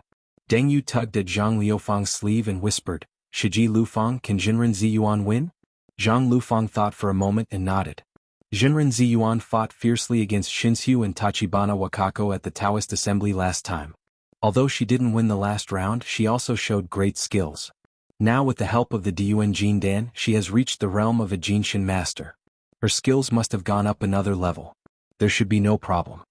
She looked at the field with admiration and expectation and muttered in a low voice, "I really don't know how wonderful it will be when Ziyuan, a Jinshin master, fights with Priest Ono." As she said this, she turned to her master Zhang Kongyun and said, "Master, who do you think will win?" Zhang Kongyun stroked his beard and looked at the field with flickering eyes. He said in a deep voice, "I don't know. Although Priest Ono's appearance is not amazing, he has a dignified manner when he stands there. Any random person in the Japanese cultivation world is such a master. It's really terrible." Zhang Lufang giggled. "Maybe he's one of the top masters here? It's impossible for all of them to be very powerful." Zhang Kongyun shook his head. "Although their foundation is not as good as ours, their national religion is great and their power is huge. Look at the people they sent this time. They are really elites and strong people. There are more than 200 people, and each of them is a master who can take charge of an area. This is really a terrible thing." Zhang Lufang said angrily, "Master, why are you encouraging others and destroying our own prestige?" Zhang Kongyun sighed and didn't say anything else. He looked at the arena with his disciple. At this time, Ziyuan came to the scene and looked at the monk in front of her. She bowed slightly and said, "How do you want to fight?" Master Ono was not tall. He took off the bamboo hat on his head, made a Buddhist salute and said in a deep voice, "The guest follows the host's wishes. Please give me some pointers, Jinren Ziyuan." Ziyuan quickly glanced at Lu Chunping, who was not far away. She smiled slightly and said to Superintendent Ono, "Since you are a guest, let's have a fight." Ziyuan smiled slightly. She was so beautiful that many male cultivators on the sidelines seemed to have stopped breathing when they saw her. However, Keeper Ono didn't seem to notice it. He still looked down and said, "How do we fight?" Ziyuan raised her hand, and the ninth heaven Ziyuan silk flew out of her sleeve like a purple lightning bolt. Then it drilled into the hard bluestone ground and quickly drilled out a stone. This stone was round at the top and pointed at the bottom in the shape of a top. Ziyuan pointed to the stone and smiled slightly. "Master, I wonder if you have played some of the games you played when you were young?" Keeper Ono lowered his eyebrows and said obediently, "Amitabha, I have been a monk since I was young and have never played games." Ziyuan smiled and said, "I have also been cultivating with my master since I was young. I have only heard of this game. Don't worry, I won't take advantage of you." As she spoke, she walked around the field unhurriedly. With every step she took, the ground sank into a footprint. Everyone could see her footprints one after another. When she walked around in a circle, it happened to be a circle with a diameter of more than 2 meters. Each of Ziyuan's footprints was of the same depth. Obviously, she had a delicate grasp of strength and jinshi to the extreme. The cultivators present were also knowledgeable. When they saw this, they immediately cheered loudly with admiration. Ziyuan's expression did not change in the face of the crowd's cheers. With a wave of her hand, the ninth heaven Ziyuan silk was instantly pulled into the shape of a rope and turned into a purple whip. Ziyuan shook her wrist, and with 2 snaps, the whip made 2 straight gullies, cutting the circle into 3 parts. On both sides were where Ziyuan and Keeper Ono were standing, and in the middle was an empty space. It was almost there. Ziyuan threw the top-shaped stone into the empty space and said with a smile, "Master, each of us has a whip. We are not allowed to damage the stone, hit others, or move our feet. We are only allowed to whip the top. Whoever can whip the top to the other's heel first will be the winner. What do you think?" Not only did Ziyuan's words surprise Elder Ono, but the others were also stunned. Deng Yu and Deng Jiao looked at each other. Deng Yu stuttered and said, "No way. Ziyuan is a Jinshin master. How could she be playing with a top?" Zhang Lufang was also stunned. "Master, what is Jinren Ziyuan up to?" Zhang Kongyun pulled his beard hard and said with a blank face, "I don't know, but Ziyuan has always been smart. She must have her own ideas for doing this." After hearing Ziyuan's words, the cultivators of all the sects in Japan also sneered and began to talk about it. Some of them simply shouted at Keeper Ono, "Master Ono, don't talk to her. We're not here to play this kind of child's game." Ziyuan didn't seem to hear it.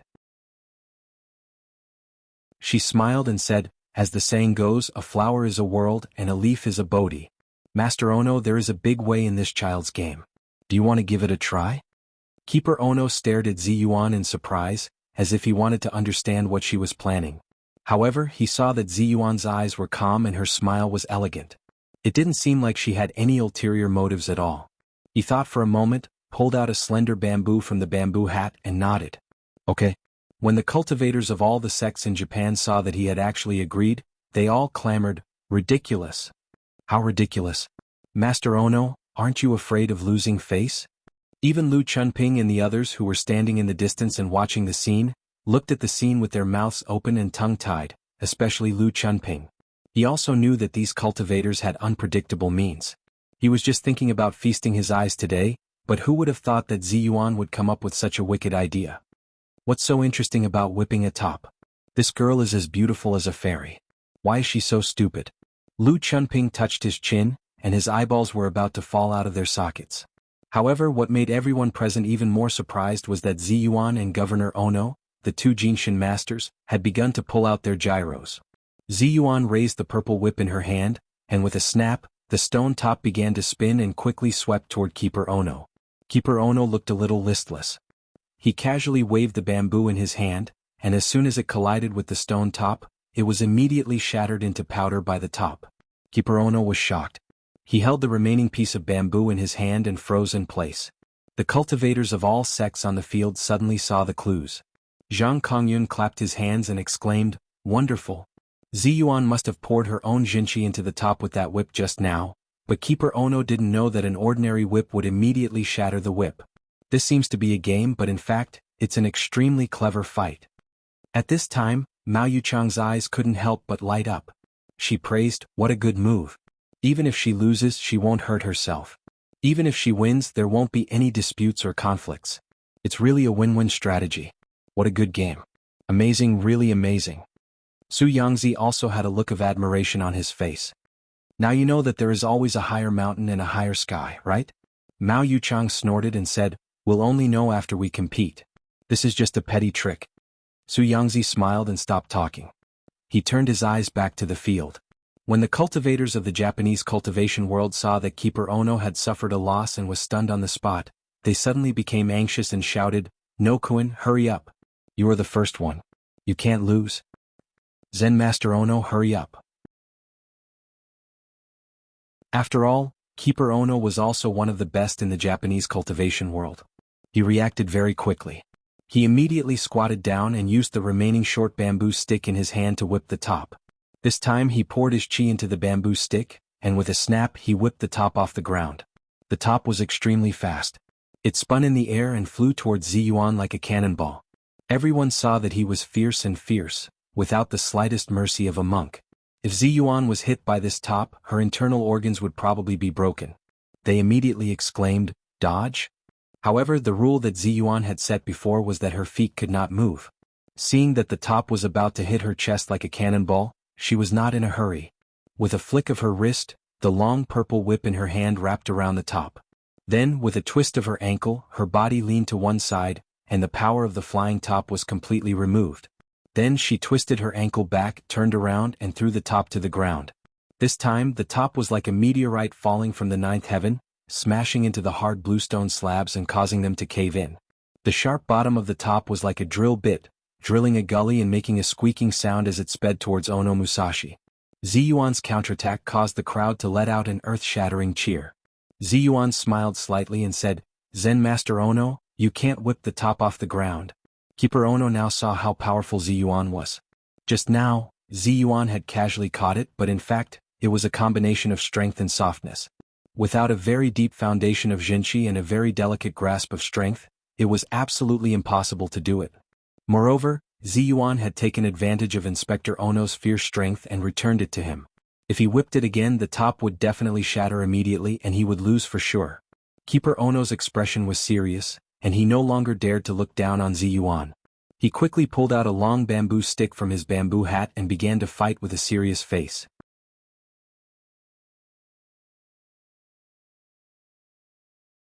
Chapter 694. The shorter something was, the less flexible it was. Just now, the bamboo stick in Officer Ono's hand was too short, so he had whipped the spinning top into the air. At this time, the spinning top was too strong. If he used hardness to resist hardness, the spinning top would definitely shatter and he would lose. Therefore, Officer Ono took out another long bamboo stick and gently whipped the spinning top, changing its direction in an instant. The cultivators of all sects present knew that this was an extremely ingenious battle. It was a test of the two people's exquisite use and control of their strength. No matter which side was careless, they would lose. Therefore, Ziyuan and Ono held the upper hand. One stood and casually waved the whip, while the other squatted on the ground and waved the bamboo stick with a serious expression. The two of them moved back and forth. Their movements were simple, but everyone watched with relish and did not dare to breathe. Some of the older cultivators immediately took this opportunity to comment on the strength, skills, and coping strategies of the two people. Although these younger cultivators were also the best in the cultivation world, they had never seen such a unique battle. For a moment, they watched with relish and listened even more attentively. However, Lu Chunping and the others on the sidelines had nothing better to do. How could they see the mystery and knack of it? In their eyes, this was a beautiful girl and a bored old monk whipping a spinning top in the field. Moreover, the two of them smoked for more than half an hour. The interpreter and the local officials on the sidelines were drowsy. Even Lu Chunping couldn't help but say unhappily after watching for a while, "What are these guys doing? These Japanese people have come all the way to Mount Longhu to play spinning tops with people? Are they crazy?" As he was thinking this, he saw that everyone was watching the two of them attentively. He felt extremely bored and kept yawning. Zhang Ling keenly saw his impatient expression. She suddenly had an idea and said a few words to her disciple, Zhou Ping, who was beside her. Zhou Ping's eyes lit up. She walked over to Lu Chunping with a smile and said, "Benefactor Lu, you must be very tired after coming all the way here. Do you want me to find a place for you to rest?" Lu Chunping's face lit up with joy, but he didn't immediately agree. Instead, he glanced at the field. Zhou Ping observed his expression and said with a smile, "Benefactor Lu, don't worry. How can we not know when to stop?" Lu Chunping's heart skipped a beat and she thought to herself, "I didn't expect these guys to be so ungrateful. I thought there would be a good show in their fight, but I didn't expect it to be so boring. There was no point in watching this kind of battle." Thinking of this, he chuckled and nodded to Zhou Ping. "Then please lead the way." Zhou Ping was overjoyed and hurriedly led this group of officials down the mountain. At this time, Ziyuan, who was in the field, had been watching and listening in all directions. When she saw Lu Chunping and the others leave, a smile suddenly appeared at the corner of her mouth. She saw that the top had just passed the line in front of Captain Ono, and when Captain Ono was about to whip it, she immediately whipped it again. Soon, two cracking sounds were heard. It was Captain Ono whipping the top. Just as the top was about to spin in front of Ziyuan, Ziyuan's whip followed it like a shadow and hit the top of the top. Like a nail, the top was nailed to the ground, deep in the area in front of Captain Ono. According to the rules that Ziyuan had mentioned, the top would only be considered to have lost if it turned in front of his feet. Therefore, although the top had crossed the line just now, Captain Ono had not lost. However, Ziyuan's whip had slapped the top into the ground and never moved again. Captain Ono and everyone present were suddenly dumbfounded. They all knew that if anyone whipped it this time, the top would not be able to jump out if the strength was too small. If the strength was too great, the top would immediately shatter. At this time, Sanji Tsunekatsu and the others finally understood and looked at Ziyuan in surprise. Ziyuan had proposed to play the top. It seemed like an ordinary child's game, but in fact it not only contained the mystery and skills of fighting, but also had a way to win. Not to mention winning a good start. In the end, Lu Chunping and the others left impatiently. It was really a good method to kill 3 birds with 1 stone. This person who looked like a fairy actually had an exquisite heart. Captain Ono was an honest person. How could he have imagined that Ziyuan, who looked as beautiful as a fairy, would have so many tricks up her sleeves? He stared at Ziyuan with his mouth agape. He was so stunned that he couldn't say a word. After a while, he sighed dejectedly and said, "I lost." Seeing his expression, Ruan Hongling didn't know why, but she suddenly thought of Li Yundong, who liked to make fun of people. She thought to herself, if Li Yundong were here, I might have to give this old monk a voiceover to describe his psychological activities. "Damn, Miss Hua, you're so cunning." Su Yangzi, who had always been mature and prudent, couldn't help exclaiming at this time, "Wonderful. This Ziyuan is really quick-witted. Amazing, really amazing. She easily solved our most embarrassing problem. Lu Chunping and the others are not here, So who will take the sentence only defeat is allowed, not victory seriously? Wonderful, it's really wonderful. At this time, even the stupidest people on the field had reacted. For a moment, the cultivators of all sects in China applauded like thunder, and their cheers shook the sky. Even Zhang Ling and the others who had repeatedly pressured Ziyuan, nodded secretly. Zhang Ling thought to herself, Ziyuan's talent is really enviable. It's a pity that she is not clean and pure and is associated with demons. I only hope that she will repent and be saved. If she can convert to our Jingyi school as soon as possible, she may become another great cultivator in the future. Thinking of this, Zhang Ling's expression relaxed a lot. Although they had just been shouting and fighting, as if there was an irreconcilable hatred between the two of them, in front of the Japanese cultivators, she still said very politely in a loud voice, Jinren Ziyuan wins first. The Chinese cultivators thought of the rudeness and presumptuous behavior of Saionji Tsunekatsu and the others before and immediately laughed mockingly. They also felt honored that Ziyuan had won. Some of the Japanese cultivators with dirty mouths simply cursed at the Japanese cultivators. Some of the Japanese cultivators who could understand Chinese were not willing to be outdone, so they cursed back. For a time, dirty words flew on the field, and their saliva mixed together. Keeper Ono was considered a famous cultivator in the Japanese cultivation world. He was over 50 years old, but he had been cultivating for more than 40 years. He was also a famous Jinshin master. Sending him to be the vanguard was to test the waters, but it was also to ensure victory. But they had never expected that Keeper Ono, who was extremely strong in fighting and was known as the permanent Vajrang in the Japanese cultivation world, would lose. Saionji Tsunekatsu and the others all looked embarrassed and angry. Imagawa Kagumo and Kaisai Hikaryuni looked at each other and nodded. Imagawa Kagumo looked back at Kumo Mirror, who was not far behind him. Kumo Mirror understood and turned to look at a young Inyang master beside him. The Inyang master nodded and walked to the field, but he said something in Japanese. Saionji Tsunekatsu translated, "This is Kumo Yutsuan of the Kumo family. He wants to compete with Jinren Ziyuan." Ziyuan smiled slightly. "What do you want to compete with?" After listening to the translation, Kumo Yutsuan said a few more words in Japanese. Saionji Tsunekatsu raised his voice and said, Kumo Kagumo said that he is willing to compete with Jinren Ziyuan in summoning ghosts. Ziyuan thought quickly and thought, the strongest skill of the Yinyang sect is to summon ghosts. I'm not good at this, but how can I get out of this? She hesitated for a moment, then saw a young and handsome Taoist come up to the field. He cupped his hands and said to Ziyuan, Jinren Ziyuan, let me take this round. How about it? Ziyuan saw that although the Taoist was not very tall, only about 1.7 meters, he had a square face, thick eyebrows, bright eyes and a handsome appearance. In particular, his eyes were looking at her with a strong sense of love. She couldn't help but be stunned and asked, Excuse me, you Arg. The young man smiled and said, I'm Yu Manlu of the Penglai sect. Hello, Jinren Ziyuan.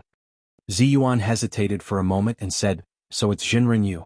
The Yinyang sect is especially good at summoning ghosts. Yu Manlu laughed and said, Please rest assured, Jinren Ziyuan. I have learned the 5 ghost techniques since I was a child. When I grew up, I would be able to summon the 36 heavenly spirits and the 72 earthly spirits. Jinren Ziyuan, just watch the show from the side. I will not bring shame to our Chinese cultivators.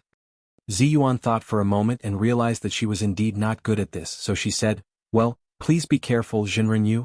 As Yu Manlu listened to her gentle reminder, he was so happy that his bones felt lighter. He laughed out loud and casually walked onto the stage. He took out a talisman from his robe and chanted a few words in a low voice. In an instant, the talisman began to burn by itself.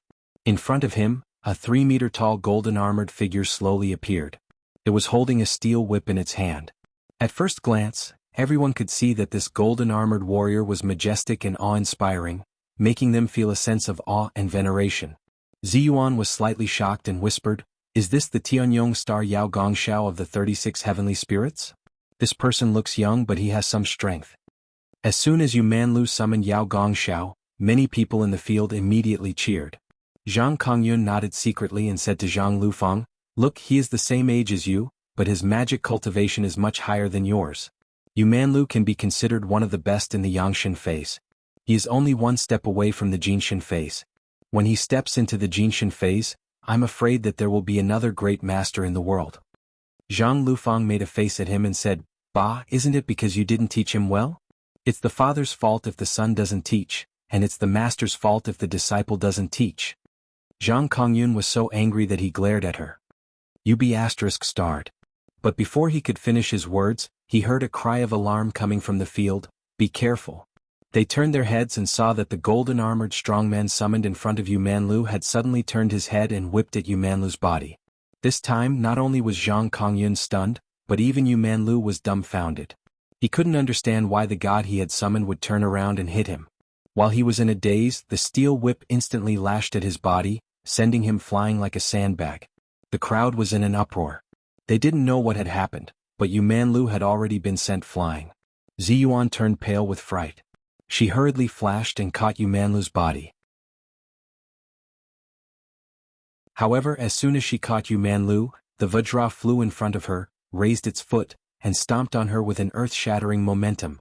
Well, it's finally completed. In addition, tomorrow is my birthday. Please bless me, hee.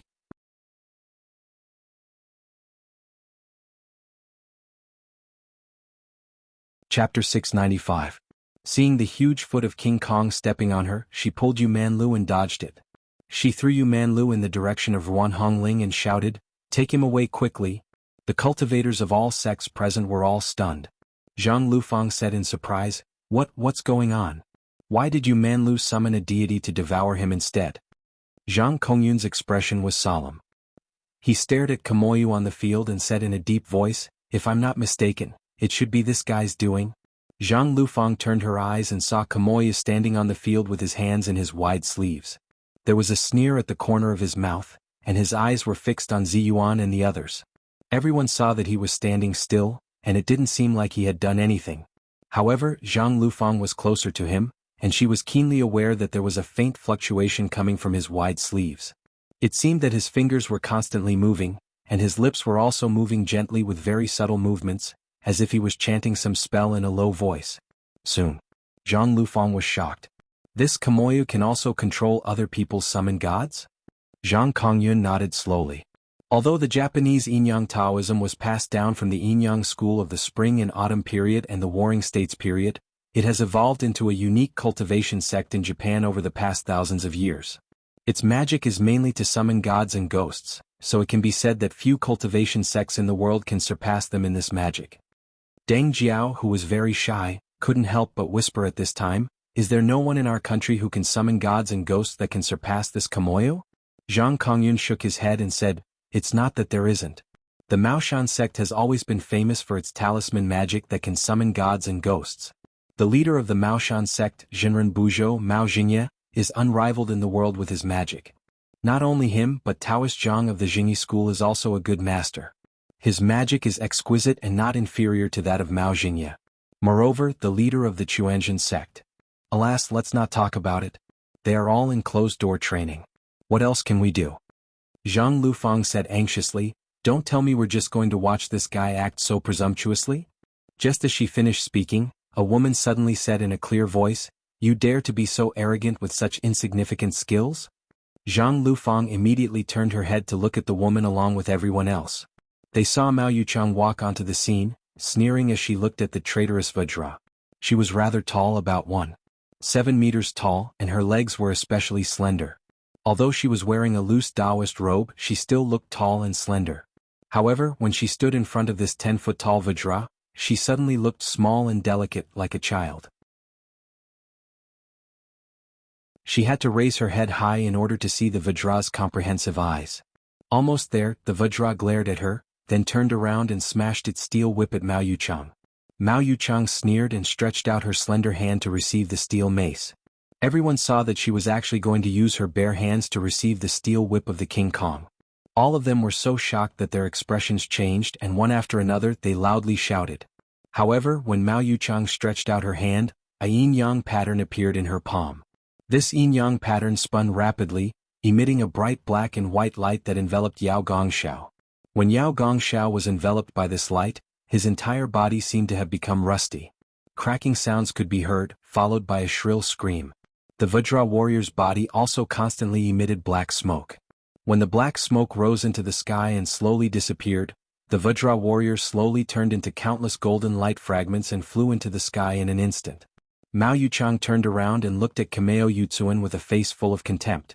She sneered and said, "We agreed to compete in summoning gods and ghosts, but you despicably used puppetry.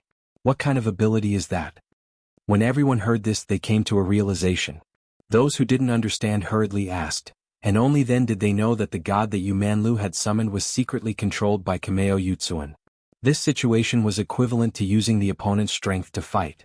Although the means were a little despicable, if it wasn't for the fact that his cultivation quotient was much higher than that of the caster, it would have been absolutely impossible. Yu Manlu was an inner disciple of the Penglai sect, and he was also the son of Yu Qin, a great Taoist master of the Penglai sect. His cultivation quotient of magic was also one of the best of the younger generation. No matter how bad his cultivation quotient was, he was still at the top of the yang spirit. But even so, he was still sent flying by the whip of the god summoned by his opponent. Everyone couldn't help but look at Kameo Yutsuan in horror, thinking to themselves, how could this ordinary-looking Japanese be so powerful? And the cultivators in Japan have never heard of his name. Could it be that any random person is so strong? Is the Japanese cultivation world so powerful? For a moment, everyone was a little shocked. Sayonji Tsunekatsu said leisurely, "Kameo Yutsuan wins. Now it's 1-1. Miss, do you want to go next?" Mao Yuchang snorted. She raised her head and said arrogantly, "Nonsense, if I don't go, will you?" Her words were harsh, but Sayonji Tsunekatsu just smiled and whispered a few words to Kameo Yutsuan in Japanese. Kameo Yutsuan glanced at Mao Yuchang and also said a few words in Japanese. Sayonji Tsunekatsu smiled and said, "Kameo Jun wants to ask you, how do you want to compete? Do you want to continue to compete in this skill of summoning ghosts?" Mao Yuchang said proudly, "Of course, I want this guy to be convinced of his defeat." Although the sects couldn't bear to see Mao Yuchang's arrogance, her words still attracted many people to cheer for her. Soon Senji Tsunekatsu glanced at her, whispered her words to Kameo Yutsuan, and whispered a few words. Kameo Yutsuan smiled slightly, bowed slightly to Sayonji Tsunekatsu, and then bowed slightly to Mao Yuchang, saying in Japanese, "Please advise me." Mao Yuchang snorted, took out a talisman from her sleeve, pinched her fingers, and recited a long incantation in a low voice, "Tianyuan Tai Jingxi Main Army. Protect the earth, protect the unity of the spirit. Beautiful embroidered skirt, crown green scarf. Azure dragon on the left, white tiger on the right. Admire the dragon sword, the seal of 5 blessings. Commander divine officer, 3-5 generals. Evil must be cut, monsters must be destroyed. Perfunctory good fortune, enlightenment Shi. Evil destroyed, 5 emperors subdued. Protect the world for 10,000 years, Emperor Dirixi. Yellow dragon descended from the sky, the emperor's birthday. Jingshao cave eliminate demons but not. Ask the great emperor of the 3 realms to suppress the celestial venerable, holy Emperor Guan, to descend to the mortal world as urgent as the law." She recited this incantation very quickly, and soon the talisman in her hand burned by itself. A burly man in heavy armor slowly appeared in front of her. This big man was holding a green dragon crescent moon saber. His face was like a heavy jujube, his beard was a foot long, and his phoenix eyes were shining brightly. Everyone saw that this holy Emperor Guan was really Phoenix Wing's green scarf split by starfire, 3 long hairs scattered behind the head, lying silkworm wrinkled liver chilled, phoenix eyes wide open, god and ghost fear, green dragon saber swaying for a long time, red rabbit altar cursing. It was really awe-inspiring.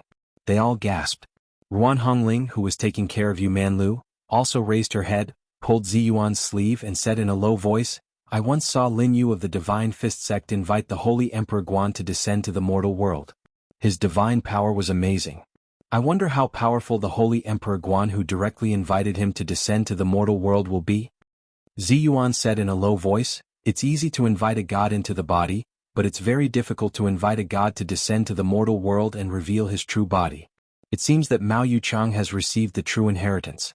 No wonder she is so arrogant." Deng Yu and Deng Jiao, who were not far away, had never seen such a scene. At this time they were stunned. Deng Yu stammered, Why does this guy look so familiar? He looks very awe-inspiring, but the hat on his head, why is it green?" Deng Yu's words were unintentional, but they almost made the cultivators next to her laugh. They saw that although Guan Yu was awe-inspiring, his green hat was really eye-catching. In the 5,000 years of history of the gods and Buddhas in China, Guan Yu was probably the only one who liked to wear a green scarf, a green crown, and a green hat to become an immortal. If it had been during the period of the Three Kingdoms, this would not have been inappropriate, but no matter how wise and brave Guan Yu was, he would not have expected that more than 1,800 years later, his green hat would be very inappropriate in the eyes of future generations. When Zhang Lufang heard Deng Yu's words, she was shocked and quickly covered her mouth.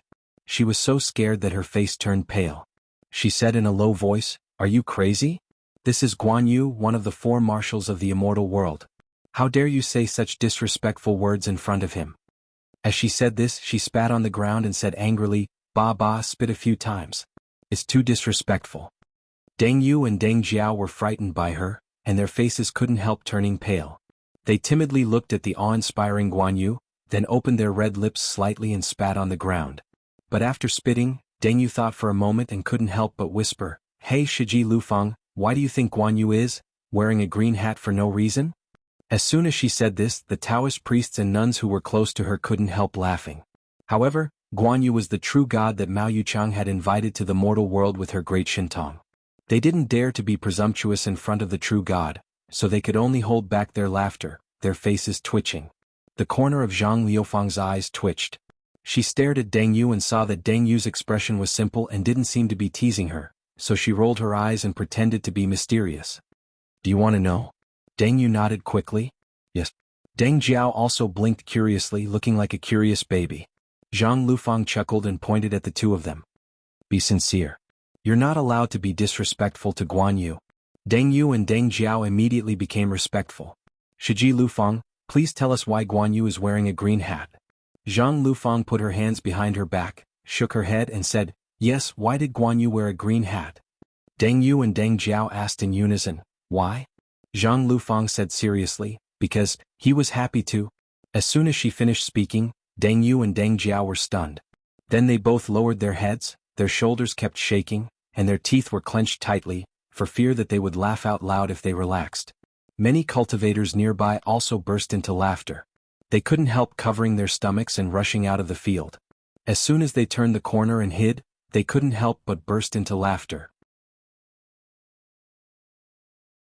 Zhang Kongyun had heard their conversation clearly. At this time he couldn't help but turn his head angrily and shout, "How dare you? How dare you make such a joke in front of a true god? Do you want to be kicked out of the sect?"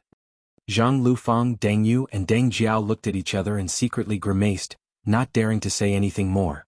After laughing for a while, Deng Yu said to Zhang Lufang in a low voice, "Shiji Lufang, it's a pity that you don't know Li Yundong. If you knew him they would be a pair of clowns. He also likes to joke. In the past he often made some funny jokes at school." Deng Yu and Deng Jiao couldn't help but think of their days at school, especially what Li Yundong had done there. The two of them suddenly smiled and couldn't help laughing. Zhang Lufang asked curiously, "Really? Every time I see him, he looks serious and has the demeanor of a leader. If you hadn't told me, I really wouldn't have been able to tell." Deng Yu wanted to say more, but Zhang Kongyun turned around angrily and stared at them unkindly. He scolded in a low voice, "Be ****, the battle is coming. How can you still be in the mood to gossip about such messy things?" Only then did the three of them stop chattering and concentrate on watching the match. At this time, they saw that Kamo Yutsuan finally took out his hands from his sleeves and threw out a talisman, but everyone's eyes were fixed on him. The talisman floated to the ground, but there was no movement. For a while, everyone looked at each other in dismay, and then roared with laughter. "Haha, did this fool throw the wrong talisman? Why is there no movement at all? I'm dying of laughter. Is this the magic of the Japanese? Hehe, be careful not to be fined for throwing confetti." The cultivators of various sects on the sidelines ridiculed him, but Kameo Yutsuan showed a complacent and sinister smile. Although Mao Yuchang was proud and conceited, she couldn't help but feel a chill in her heart when she saw Kameo Yutsuan's expression. Just as she felt strange, she felt a gust of wind rushing toward her, as if there was an invisible beast in front of her. Mao Yuchang's face changed greatly. With a thought, Guan Yu, who had descended to the mortal world, appeared in front of her in an instant. As soon as he held the green dragon crescent blade in his hand horizontally, he heard a clang. Guan Yu, with his green dragon crescent blade, hit Mao Yuchang like a cannonball and flew out. The ridicule of the crowd suddenly stopped and their eyes bulged. "No way, this Guan Yu was also sent flying in just one round?" Is this Japanese so powerful? Thank you for your blessings. There are too many messages so I can't reply to them one by one. Sorry, hehe.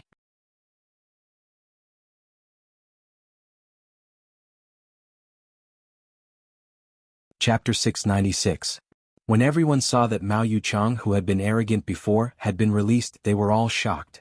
Ruan Hongling and Ziyuan had just been praising Mao Yuchang, but now they were suddenly speechless and looked at each other. Ruan Hongling said dryly, Shiji, what's going on? Mao Yuchang can't be so weak, can she? Ziyuan's face darkened. After thinking for a while, she suddenly reacted and blurted out, I know. As soon as she finished speaking, she saw a figure return to the field like a gust of wind. It was Mao Yuchang who had been blown away.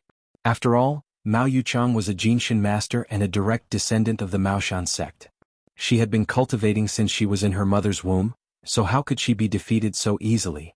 She glared at Kamiyukin, pinched her fingers, pressed them against her forehead, and recited the incantation in a rapid voice. The heaven law is clear, the earth law is spirit, the yin and yang are refined, the water spirit appears, the spirit light is absorbed by water, the heaven and the earth are connected, the dharma is carried out, the yin-yang dharma mirror, the true form appears, I am under the command of San Mao Jinjuan, open the heavenly eye. It's as urgent as the law. Mao Yuchang let out a loud shout, and a slit appeared between her eyebrows, revealing a third eye that was radiating with a brilliant light. Ziyuan saw that her third eye was different from Li Yunyang's Wisdom King vertical pupil. Mao Yuchang's heavenly eye was the same as a normal person's eye. It was horizontal, and it looked no different from an ordinary person's, except that there was an extra eye. She nodded to herself and said, Mao Yuchang is really smart. She can see that the ghost summoned by Kamiyukin is invisible. She opened the yin-yang dharma eye and reacted very quickly. No wonder she is an inner disciple of a famous sect. Ruan Hongling said curiously, can't the demon-subduing emperor of the three realms see an invisible monster? He can't be so dirty, can he? Ziyuan laughed and said, although Emperor Guanxing is powerful in terms of rank, he is only one of the four marshals of Taoism. You know what the four marshals usually do in the Hall of Nine Heavens, don't you? Ruan Hongling suddenly said, I remember. When Qiong, one of the four marshals, is in charge of the southern heavenly gate. I think Lord Guan Yu is the same. It turns out that Guan Yu is just a small security guard in the heavenly palace. After that, her awe of Guan Yu weakened a lot. She said worriedly, is Guan Yu really so bad that he can't beat the Japanese? The stronger the caster is, the stronger he will be. Mao Yuchang didn't open her heaven eye before, so Holy Emperor Guan couldn't see this invisible monster. Now that she has opened her heaven eye, I believe Holy Emperor Guan should be able to see it. Ruan Hongling curled her lips and said, I see. I thought Guan Yu was omnipotent. The two of them were talking on the sidelines. Although their voices were soft, Mao Yuchang, who was not far away, still heard every word. She was angry, hateful, ashamed, and annoyed. After she opened her heaven eye, her mind was connected with Guan Yu, who had summoned him to the mortal world. When Guan Yu saw the 2-meter-tall, ferocious-looking Shikigami standing in front of him, he immediately swung the green dragon crescent moon knife in his hand and slashed at it. The air around him seemed to have been sucked dry by this slash. The momentum of the knife was violent and fierce, like a raging fire, suffocating people. Everyone in the Japanese cultivation world couldn't help but be shocked. The Japanese were fond of reading The Three Kingdoms, and they also admired Guan Yu, the sage of martial arts who was loyal and righteous. They saw that although Guan Yu had suffered a small loss before, his subsequent slash was aggressive and had the divine power of the sage of martial arts. For a moment, many people were afraid. On the field, Kamo Yutsuan's eyes also flashed with fear. As soon as he was afraid, the Shikigami who was connected with him also became timid. But as soon as his Shikigami retreated, Kamo Mirror of the Kamo family suddenly shouted in Japanese, "Idiot, how can you retreat in front of the enemy?" Kamo Yutsuan's body shook. He gritted his teeth and directed the Shikigami to bypass the Holy Emperor Guan, who was rushing over, and rushed toward Mao Yuchang. Kamo Yutsuan saw that Mao Yuchang had been maintaining the finger gestures and posture of opening her heaven eye after opening her heaven eye and seeing his Shikigami. He secretly guessed that this heaven eye spell would be maintained all the time, so he was betting on this point. If Mao Yuchang dodged, not only would she lose her spirit, but the heaven eye spell might also disappear. At that time he would have the upper hand again. And Mao Yuchang was not easy to deal with. When she saw the opponent's Shikigami rushing toward her, How could she not know what the opponent was planning? If it had been in normal times, she might have temporarily avoided it. But now that she was proud and arrogant, how could she stand it when she heard the private conversation between Ziyuan and Ruan Hongling? Mao Yuchang gritted her teeth. Relying on her Jinshin to protect herself, she ignored the Shikigami who was rushing over. Instead, she stared at Kumo Yutsuan angrily, controlling Holy Emperor Guan to swing his sword at Kumo Yutsuan. The situation on the field changed in an instant. Although Holy Emperor Guan's status in the heaven realm was not high, he was still a marshal of heaven. In the blink of an eye, he rushed in front of Kumo Yutsuan and chopped down with his sword. Kumo Yutsuan saw that the sword was in front of him in the blink of an eye. Although it had not yet reached his body, the momentum of the sword had already caused goosebumps to explode all over his body. He couldn't help but be shocked to the extreme. Subconsciously he wanted to jump and dodge. But how could his dodge compare to the speed of Holy Emperor Guan's sword? With a crack, one of his arms was cut off. The severed arm flew in the air and blood spurted out. On the other side, almost at the same time, the Shikigami summoned by Kumo Yutsuan had already rushed in front of Mao Yuchang. The fingers of this Shikigami were as sharp as iron hooks, and they suddenly stabbed toward Mao Yuchang's abdomen. Mao Yuchang usually did not walk around in the secular world, and she rarely fought with others, especially in a fight of life and death like the one in front of her. Soon she wanted to take this blow head-on, but she did not know that this Shikigami was a ghost god raised by the Kumo family for more than 1,000 years. It was far from being comparable to an ordinary ghost. Moreover, Kumo Yutsuan himself was also a master of the Jinshin level. The 5 fingers of this Shikigami were as sharp as knives, and there was a golden edge at the fingertips, which was specialized in breaking the protective Jinshin. Mao Yuchang saw the 5 fingers of the Shikigami pierce into her abdomen, and she suddenly felt a sharp pain all over her body. The 5 elements in her body were broken, and the protective Jinshin collapsed in an instant. Her whole body was lifted high by the Shikigami, and then she was thrown heavily to the ground like a ragbag. Mao Yuchang let out a scream and spat out a mouthful of blood. She covered her bleeding abdomen with her hand, and her whole body curled up into a ball. When everyone saw this scene, they immediately shouted. The Japanese cultivators rushed forward and supported Kumo Yutsuan, whose arm had been cut off. They all began to curse the Chinese cultivators. The Chinese cultivators were also shocked. Su Yangzi shouted angrily and rushed forward. He quickly bent over in front of Mao Yuchang, and his fingers quickly pointed at her abdomen a few times. Ziyuan also quickly stepped forward, took out a jade bottle from her arms and said in a deep voice, "Jinren Su Yangzi, this is the 9-turn-do pill. Do you think it's useful?" Su Yangzi looked up at her and felt very grateful. Just as he was about to reach out to take it, he heard Mao Yuchang moan and struggle to say, "I don't want her medicine. Our Maoshan sect has our own." Master Su Yangzi's face stiffened.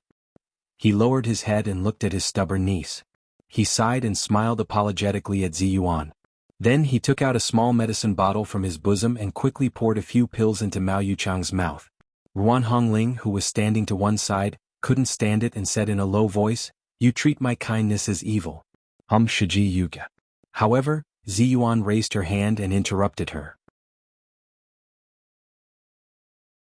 She said in a low voice, "Don't say such things in front of the enemy. Jinren Yuchang and Kumo Yutsuan are fighting. I'm afraid that there will be a problem." Indeed, as Ziyuan had said, there had been some scruples when the two sides had fought before. They were afraid of causing trouble, especially when Ziyuan had fought with Elder Ono. It had been a new and peaceful fight, so there had been no anger on both sides for a while. But now Mao Yuchang and Kumo Yutsuan had lost an arm, and the other had been seriously injured and vomited blood. The eyes of the cultivators on the field were red.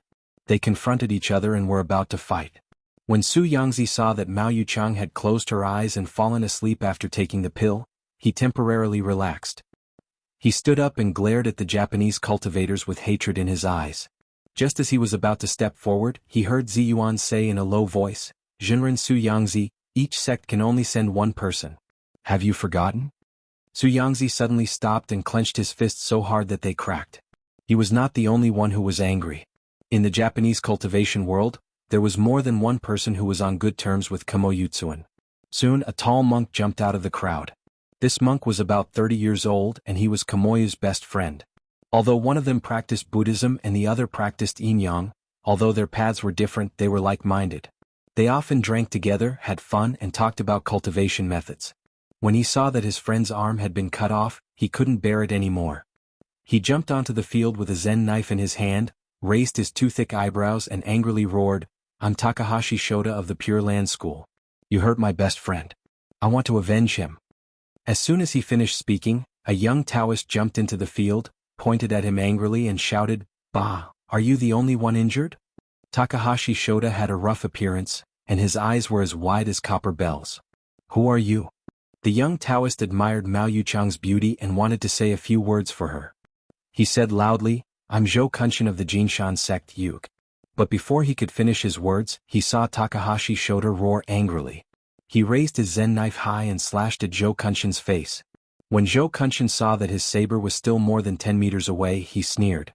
Just as he was about to taunt him, he suddenly found his body flying up lightly.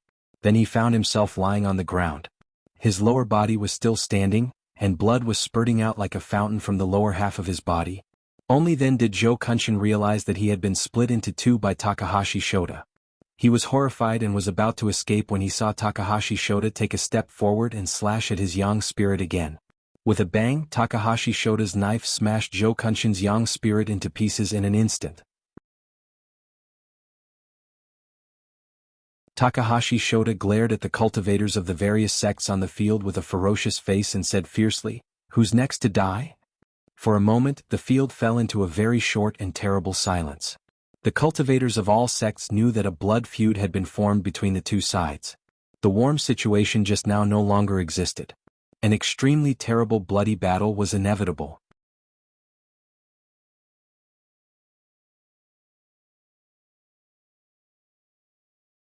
Chapter 697. Killing was just a matter of nodding one's head to the ground. For cultivators, although the destruction of their bodies was a great hatred, it was not a matter of life and death. However, once the yang spirit was killed, it would be a great hatred for a cultivator. In the eyes of cultivators, the destruction of the body and soul was the same as the annihilation of the whole family. When Takahashi Shota was in his 20s, he had committed several bloody cases in Hokkaido, Japan. At that time it was a sensation. Later, he was chased by the Metropolitan Police Department and had no way to escape. He had to change his name, hide his identity, and join Buddhism for protection. Although Takahashi Shota was a sinner, he was talented and had great wisdom. After cultivating for more than 10 years, he had reached the same cultivation realm as the Jinshin. In addition, his teacher found that although his cultivation was advancing very fast, there was always a deep hostility in his nature. No matter what scriptures he chanted or how many rituals he performed, this hostility could not be dispelled. Therefore, in order to make the best use of everything and talents, Takahashi Shota was quickly selected to join the team of monk soldiers. In less than 2 years he was promoted to guardian monk.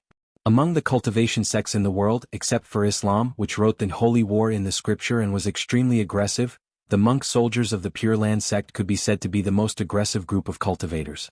Although each sect also had guardian monks, they were definitely the most maverick and the most brave.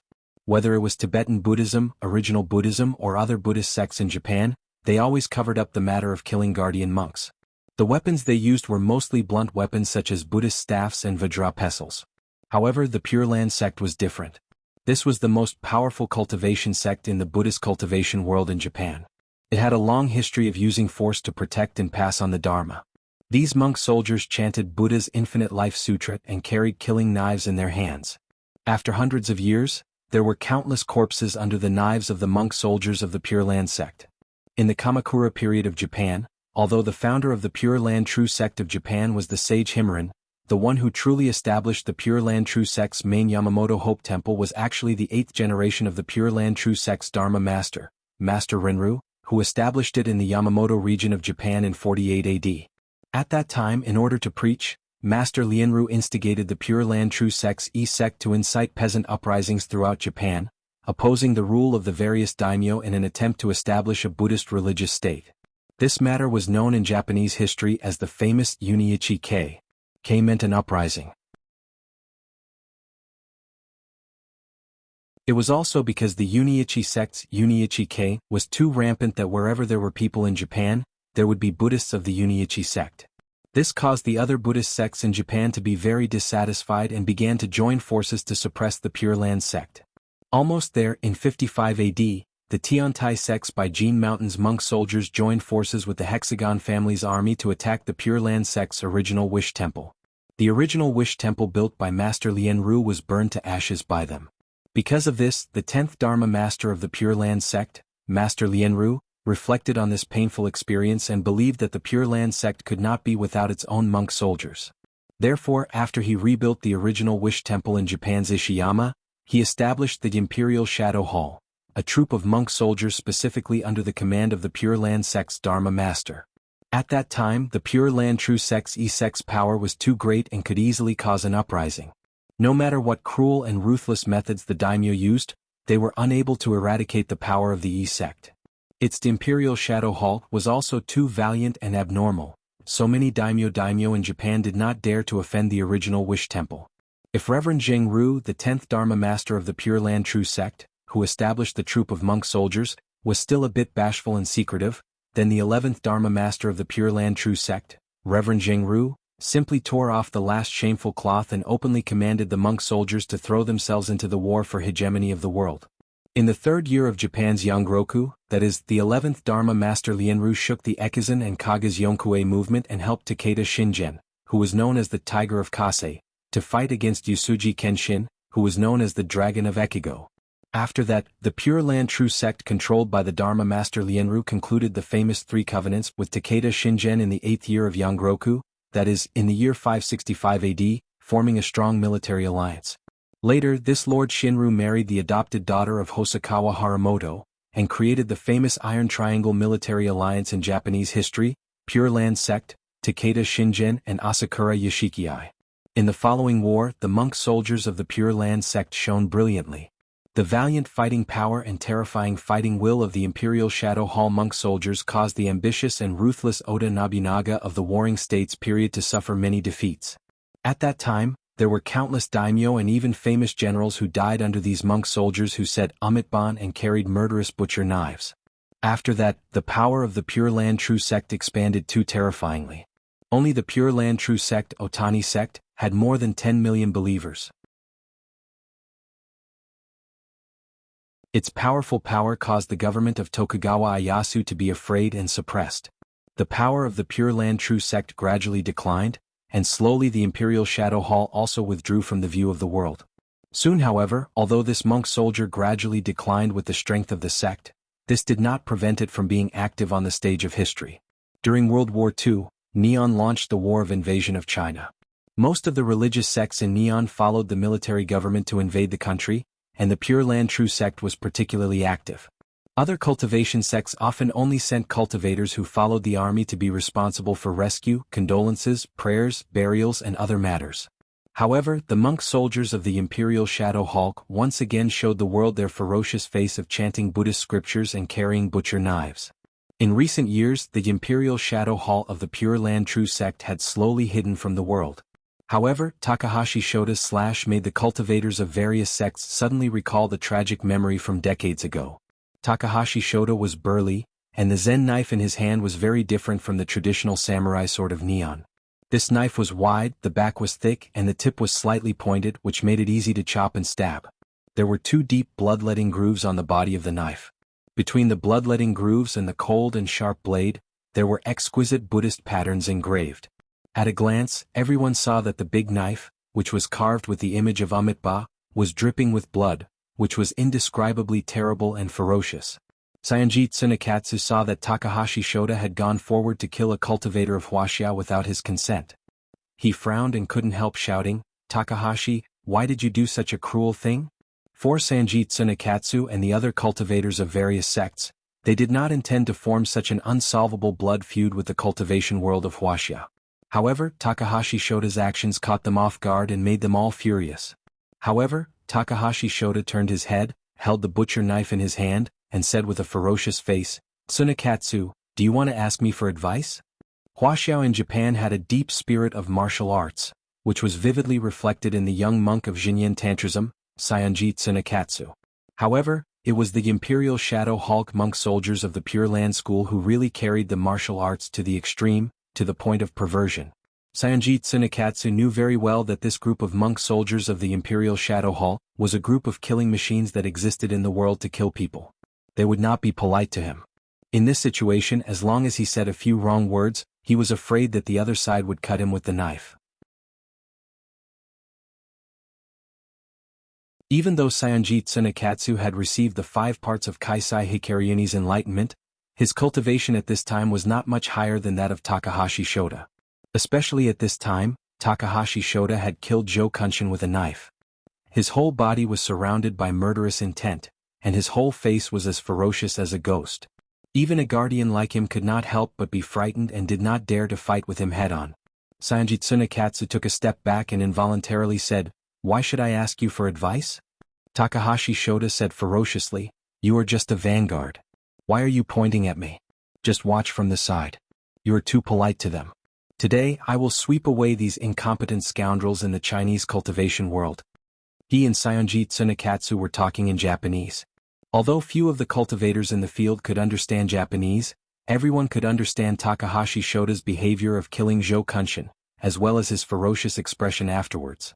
After a brief moment of silence, the various sects suddenly let out a roar that sounded like a volcanic eruption. "F***ck your mother, how dare you do such a cruel thing? Kill him, let him pay with his life." "Bah, pay with his life? Paying with his life is light. I want to crush his body into powder and destroy his yang spirit into pieces." Zhou Kunshin was not the only one from Penglai sect who came to participate in this battle. 2 silhouettes dashed into the field. One of them pounced on Zhou Kunshin's corpse, crying loudly, "Senior Marshal Brother." The other one glared at Takahashi Shota with bloodshot eyes. Ziyuan, who was watching from the side, subconsciously exclaimed, "No, don't go." As soon as she finished speaking, she saw Takahashi Shota slash down with a grim smile. The tip of the saber drew a golden saber aura and cut the cultivator in front of him into 2 pieces. With a puff sound, the cultivator's body flew to the left and right.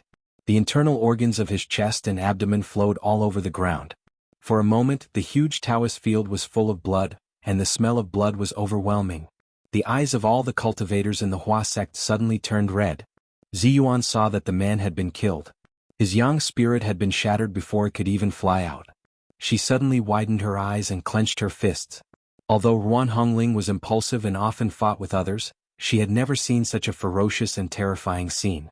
She was so scared that she felt like vomiting. She pulled Ziyuan's arm and said in a trembling voice, "Shiji Ziyuan, how could this monk be so cruel?" Ziyuan's body trembled slightly. She gritted her teeth and said, "This is the soldier monk of the Imperial Shadow Hall, the most terrifying killing machine in the world, the most ferocious monk." Ruan Hongling stared at Takahashi Shota, who was laughing wildly on the field. She was both afraid and angry. She said with hatred and fear, "Don't let this guy go. He must pay with his blood." Ziyuan's face was cold and she didn't say anything. She just stared at Takahashi Shota, and a rare murderous look gradually appeared in the corners of her eyes.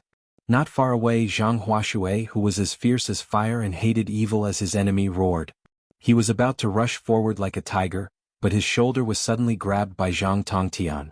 Zhang Huashui turned his head and roared, "Shiji, let go or I'll fall out with you." Zhang Tongtian said with a sullen face, "Shiji, the knife in this guy's hand is a little strange. Once it's cut, both body and soul will be injured. I'm afraid it's a powerful magical weapon that specializes in breaking golden bodies. You are impulsive and easily provoked by him. Let me go." Seeing that his Shiji was not going to stop him, Zhang Huashui immediately stopped, gritted his teeth and said, "No, Shiji, you are the most respected person in the world. You are the only one who has inherited Master's true teachings. If anything happens to you, I'm afraid that our Qingqing sect will end here. Let me go. I have a way to deal with this bastard." Zhang Tongtian stared at Zhang Huashui. He clenched his fists on Zhang Huashui's shoulders and said, "You must win." Zhang Huashui smiled angrily. "Not only will I win, but I will also tear this bastard to pieces." After that, he strode toward the field.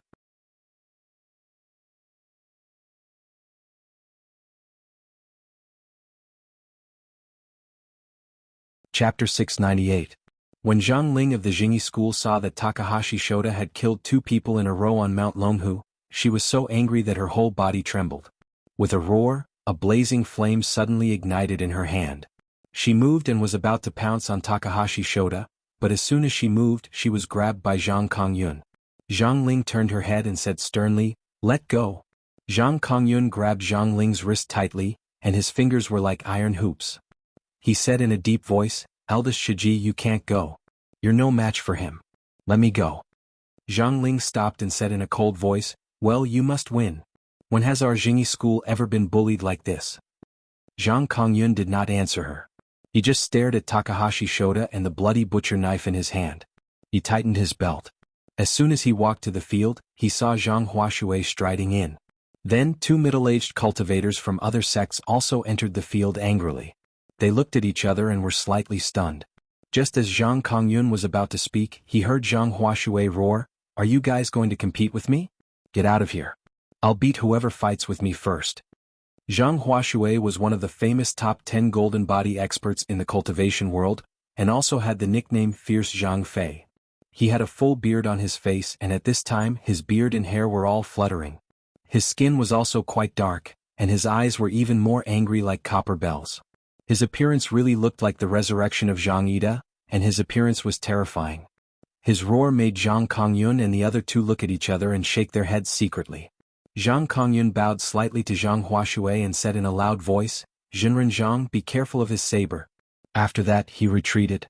Zhang Huashui nodded slightly to Zhang Kongyun, indicating that he was grateful for his support. He slowly took out a 3-foot-long sword from behind him and flicked it with his finger, making a buzzing sound. Zhang Huashui glared at Takahashi Shota, gritted his teeth and said, "If you have any last words, hurry up and say them." At this time the sects were already furious and they all shouted, "Jinren Zhang, why are you talking to him? Go up and kill him." Takahashi Shota saw that after he entered the field, he was holding a 3-foot-long Qingfeng sword. The Qingfeng sword was surrounded by a faint green light. Although it didn't look very powerful, anyone with a discerning eye could tell at a glance that it was not an ordinary weapon. A strange light flashed in Takahashi Shota's eyes. He spoke in Japanese and said, "Hey, show me this sword." Just as Huashui finished speaking Sanjit Sinakatsu was Shota, he said, "Zhang Huashui Shota." "Huashui," Chang said, he suddenly Sanwi Shota Shota Huashui Taiji Shota. Takahashi Shota also walked forward casually. He stretched out his furry claws and grabbed the sword. He pulled it out with a clang. While looking at the exquisite patterns on the sword, he sighed. "It's really a good sword. I like it. I want this sword." As soon as he finished speaking, he grinned grimly and waved the sword in his hand toward Zhang Huashui. Zhang Huashui seemed to have expected this. He put his index and middle fingers together and made a sword finger. His palm was facing up, and the tips of his 2 fingers were pointing upward. He shouted, "Go." The sword in Takahashi Shota's hand immediately jumped up and stabbed toward Takahashi Shota's throat uncontrollably. When the crowd saw that Zhang Huashui had taken the initiative to give up the sword in his hand, they couldn't help exclaiming, "Jinren Zhang, be careful." Especially when they saw Takahashi Shota's sword fall, they were so scared that they couldn't breathe. But in the blink of an eye, Zhang Huashui immediately reversed the unfavorable situation. Only then did they understand that it was a trick by Zhang Huashui. Zhang Kongyun breathed a sigh of relief and said to Zhang Ling, who was watching the field nervously, "This fierce Zhang Feng is not just brave. He even knows how to use a trick." Zhang Ling stared at the scene and did not speak, but Zhang Lufang, who was on the side, said, "Master, Zhang Fei is rough but meticulous. He is fierce but not reckless. Otherwise, how could he capture General Yan Yan alive? I think this Jinren Zhang Huashui's nickname Fierce Zhang Fei is worthy of it." Zhang Kongyun nodded slightly and stared nervously at the field, no longer speaking. Takahashi Shota didn't expect that the sword in his hand would jump up and bite him. He was furious and the long saber in his hand fell toward the sword. With a clang, the tip of the long sword and the blade of the long saber collided fiercely. After a burst of sparks, they immediately swung away. Zhang Huashui immediately leaned forward and punched Takahashi Shota's chest. Takahashi Shota saw that his punch was like a mountain-splitting stone. It was powerful and unstoppable. Even a mountain seemed to be smashed by his punch. Takahashi Shota roared. He turned his body and took a step back, dodging Zhang Huashui's punch. Then, with the momentum of his body's rotation, he quickly chopped down with his saber. Although Takahashi Shota avoided Zhang Huashui's punch, the fist aura surged out of his fist and hit Takahashi Shota's body solidly. Takahashi Shota's whole body shook violently, and a golden light flashed across his body. The protective gang chi in his body was almost shattered. He took the force of the fist aura and took a deep breath. The steel saber in his hand moved faster, chopping toward Zhang Huashui's head. Zhang Huashui originally thought that his punch would make the evil Japanese monk fly out like a stone, but he didn't expect that the monk would take it head-on. Instead, the saber slashed toward his head aggressively. Zhang Huashui was surprised, but he didn't panic at all. He sneered and didn't retreat. Instead, he moved forward. With a leap, he appeared in front of Takahashi Shota. Everyone on the scene saw him closing in on Zhang Huashui. They all cheered loudly. Those with discerning eyes could see at a glance that Zhang Huashui's move of advancing and retreating was really exquisite. The long saber in Takahashi Shota's hand was very strange. Not to mention the fierce Gangchi, it could kill a Yang spirit master from more than 10 meters away. If Zhang Huashui retreated, although he could avoid the steel saber, he couldn't avoid the Gangchi. As he approached, he was just in the blind spot of Takahashi Shota's hands. When the hilt of the steel saber fell, it just fell on his shoulder. How could it hurt him? As Zhang Huashui approached, he immediately took the initiative. His hands moved quickly like beating drums. His fists fell like rain hitting Takahashi Shota's chest. The sound of this short fight was like a storm. The cultivators of all sects on the field only felt that they had vented their anger. As soon as they cheered, they saw Takahashi Shota suddenly roar. He gritted his teeth and spat a mouthful of blood at Zhang Huashui's head. A battle between masters only lasted for a moment. When one's realm reached the level of a Jinshin master, the battle of magic weapons was secondary, especially for masters like them. This kind of close combat was really the most dangerous thing in the world, and the outcome could be decided in the blink of an eye. Zhang Huashui didn't expect Takahashi Shota to fight back like this. At this time, he and Takahashi Shota were almost face to face. At such a close distance, he was suddenly attacked by his opponent. In particular, there was a fierce wind in the opponent's mouthful of blood. Obviously, there was a hard object mixed in it, aiming at his eyes. Although a Jinshin master could protect his body with a strong Jinshin, he couldn't protect his eyes. Moreover, Takahashi Shota was a Jinshin master himself, so his Jinshin could naturally break through the Jinshin. Zhang Huashui only had time to close his eyes subconsciously before he felt a sharp pain in front of his eyes, as if his eyes had been stabbed by an iron bar. He let out a loud roar and knew that the situation was not good. He immediately controlled his personal sword to draw a sword flower in front of his body, tightly protecting his body, and then he frantically retreated. Sure enough, Takahashi Shota's attack was successful. He immediately brandished his broadsword and chopped it down. The steel broadsword and the long sword fought fiercely. Everyone could only see the light of the sword and sparks flying in all directions. When the sword and the knife separated again, Zhang Huashui had already fallen to the side of the field. Zhang Tongtian rushed forward and supported his body. Zhang Tongtian looked over and saw that Zhang Huashui's tightly closed eyelids were red. He let out a heart-wrenching roar and shouted, "It hurts so much. My eyes." Zhang Tongtian grabbed him and said in a deep voice, "Shirdi, don't move. Let me see." Zhang Huashui closed his eyes tightly and roared, "Shirdi, let me go. I'm going to kill this beast. My eyes, ah." Zhang Tongtian pressed Zhang Huashui tightly with both hands and said angrily, "Don't be impulsive. You've already lost. Shirdi, as long as you're alive, there's hope." Zhang Huashui turned a deaf ear to him and roared, ready to rush up again. Zhang Tongtian's eyes were red. He used his palm as a knife and slashed at Zhang Huashui's neck, making him faint. He turned his head and ordered his disciples to take Zhang Huashui off the field, while he glared at Takahashi Shota with sharp eyes. Takahashi Shota originally wanted to take advantage of the situation to chase after Zhang Huashui and take his life with one blow, but he suddenly saw a long sword hanging in the air behind Zhang Tongtian. The long sword was blooming with three-colored divine light, majestic and awe-inspiring. Although Takahashi Shota was fierce and arrogant, he was not a fool. At a glance, he could tell that this was one of the best magic swords in the Chinese cultivation world. His heart trembled and he immediately stopped, watching Zhang Tongtian bring Zhang Huashui into the crowd from afar. Zhang Tongtian glared at Zhang Huashui for a long time. After his chest rose and fell violently, he snorted angrily, "Our Qingqing sect has lost." After that, he turned his head and walked into the crowd. After listening to Saionji Tsunekatsu's translation, Takahashi Shota laughed proudly. As soon as he laughed, blood immediately flowed out of his mouth. Some sharp-eyed people found that the tongue in his mouth had been cut short, and the cut was badly mutilated. Zhang Ling's face changed in horror and she exclaimed in a low voice, "Could it be that this guy bit off his tongue just now and used it to hurt Zhang Tongtian?" Zhang Lufang looked at the evil monk on the field who didn't know what pain was, and her body trembled slightly. She said in a trembling voice, "It's enough for him to spit out a mouthful of blood. Why did he bite off his tongue?" Zhang Kongyun also looked frightened. "Do you think this mouthful of blood was the blood that Zhang Huashui had hurt him with a series of punches? No, you're wrong. The strongest parts of a cultivator are the 5 internal organs. If the 5 internal organs were beaten to the point of bleeding, then Takahashi Shota would have been dead long ago. How could he have spat out such a fierce gang strength? He bit off his tongue to spit out this mouthful of flesh and blood. This person is really terrible. I heard that the monks of the Imperial Shadow Hall of the Pure Land sect have been trained to be killing machines that don't know pain and fear. I didn't expect to see it today.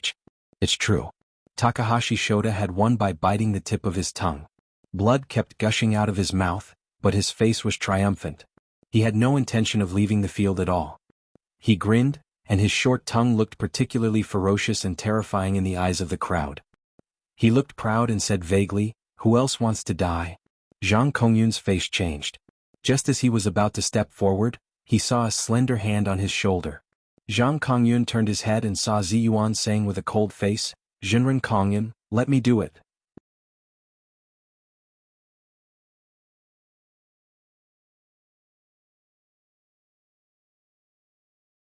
Chapter 699. /name book, building, Zhang Kongyun turned his head to look at Ziyuan, and then said in a deep voice, "Ziyuan, do you want to compete with me for the limelight?"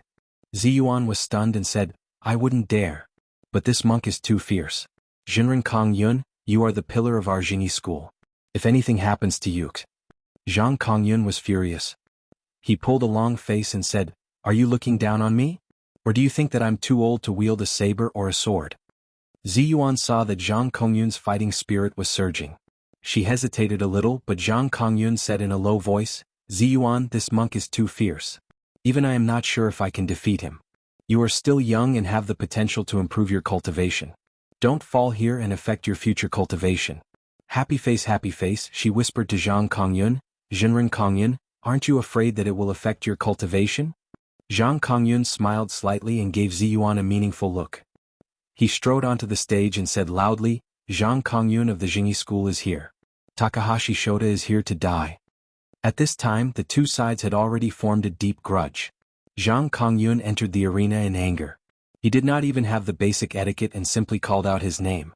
When the cultivators of the various sects saw him enter the arena, their expressions suddenly froze and they whispered to each other, "The Jingyi school has finally entered the arena. I wonder if he can win?" "You will definitely win. Zhang Kongyun is one of the top 10 golden body experts who became famous very early. It's impossible for him to lose." "That's not necessarily true. Didn't Zhang Huashui also lose just now?" "Alas, Zhang Huashui is too impulsive. Why did he have to fight this Japanese in close combat? What should I do if I don't engage in close combat? Didn't you see how fierce that saber is? It's like a Dharma treasure that specializes in breaking golden bodies. If you fight from afar, what will you do if the monk slashes at you with his saber energy? Only close combat and a dangerous battle could be won. Alas, what a pity. I didn't expect this Japanese to be so fierce. He actually injured himself to win. Terrifying, truly terrifying." There was a huge difference between the Taoist cultivators of Hua and the Buddhist cultivators of Japan. The Taoist cultivators never harmed themselves. They were a group of people who cherished their own bodies the most in the world. They believed that blood and flesh came from their parents, so there was no reason for them to hurt themselves. In order to cultivate their moral character, they took care of their lives in an orderly manner. They clearly separated what they could eat and what they couldn't eat. Moreover, they persisted in doing so for decades. Happy face, this group of people was elegant but not ferocious. Cultivators of the Taoist faction didn't cultivate to fight and kill, they wanted to become immortals and go to the 9 heavens immortal world. Therefore they cultivated great arts and techniques instead of killing. However, the Buddhist cultivators of Japan were different. The Pure Land True sect was even more different. In the Buddhist cultivation sects all over the world, everyone recognized a point of view, that was, India's Buddha, China's Dharma, and Japan's Buddhist monks. It meant that India was the birthplace of Buddhism, so the gods of Buddhism originated from India. Therefore there was the saying of India's Buddha. However, the real spread of Buddhism to the world was closely related to the spread of Buddhism in China. After Buddhism was introduced into the country, through the efforts of Tibetan Buddhism and the original Buddhism, Buddhism had risen to a height that others could not reach, be it in theory or magic. Even India, the birthplace of Buddhism, could only look at its back and sigh at its inferiority. However, for thousands of years, there were countless conflicts between religious forces and imperial forces. Buddhism had suffered several great disasters. Countless monks died or returned to secular life, which greatly weakened the power of the monks of Buddhism. However, after Buddhism entered Japan, it immediately flourished. Japanese were not good at creating, but they were extremely good at learning and using. Especially at that time, Buddhism was facing a disaster. Many eminent monks passed on the true methods to the monks who came to Japan to study abroad, such as Hongfa of Xinyin Tantrism, Shinluan of Pure Land True Sect, and Zhuicheng of Tiantai Sect. These monks who had studied abroad eagerly learned the most advanced Dharma concepts and the most powerful Dharma spells of Hua Buddhism. They brought them back to Japan and carried forward the Dharma.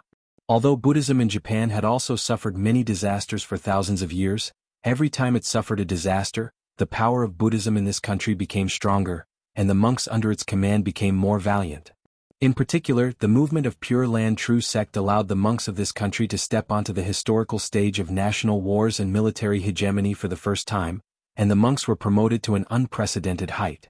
Although the monks of Japan also ate vegetarian and chanted Buddha's name, they had special guardian monks, which were cruel and fierce monk soldiers. These monks had always been trained in the cruelest way of cultivation. The degree of cruelty was 100 times crueler than that of Buddhism or Indian ascetics. Their existence was not only protected by Buddhism, but also recognized by the government. Happy face, although these monks who chanted Amitabha and carried killing knives in their hands, had killed countless people, they firmly believed that what they did was for the prosperity of Buddhism and preaching. Therefore they believed that at the moment of their death, they could put down the butcher's knife and become Buddha immediately. Therefore they never showed mercy. They were fierce to their enemies and also fierce to themselves.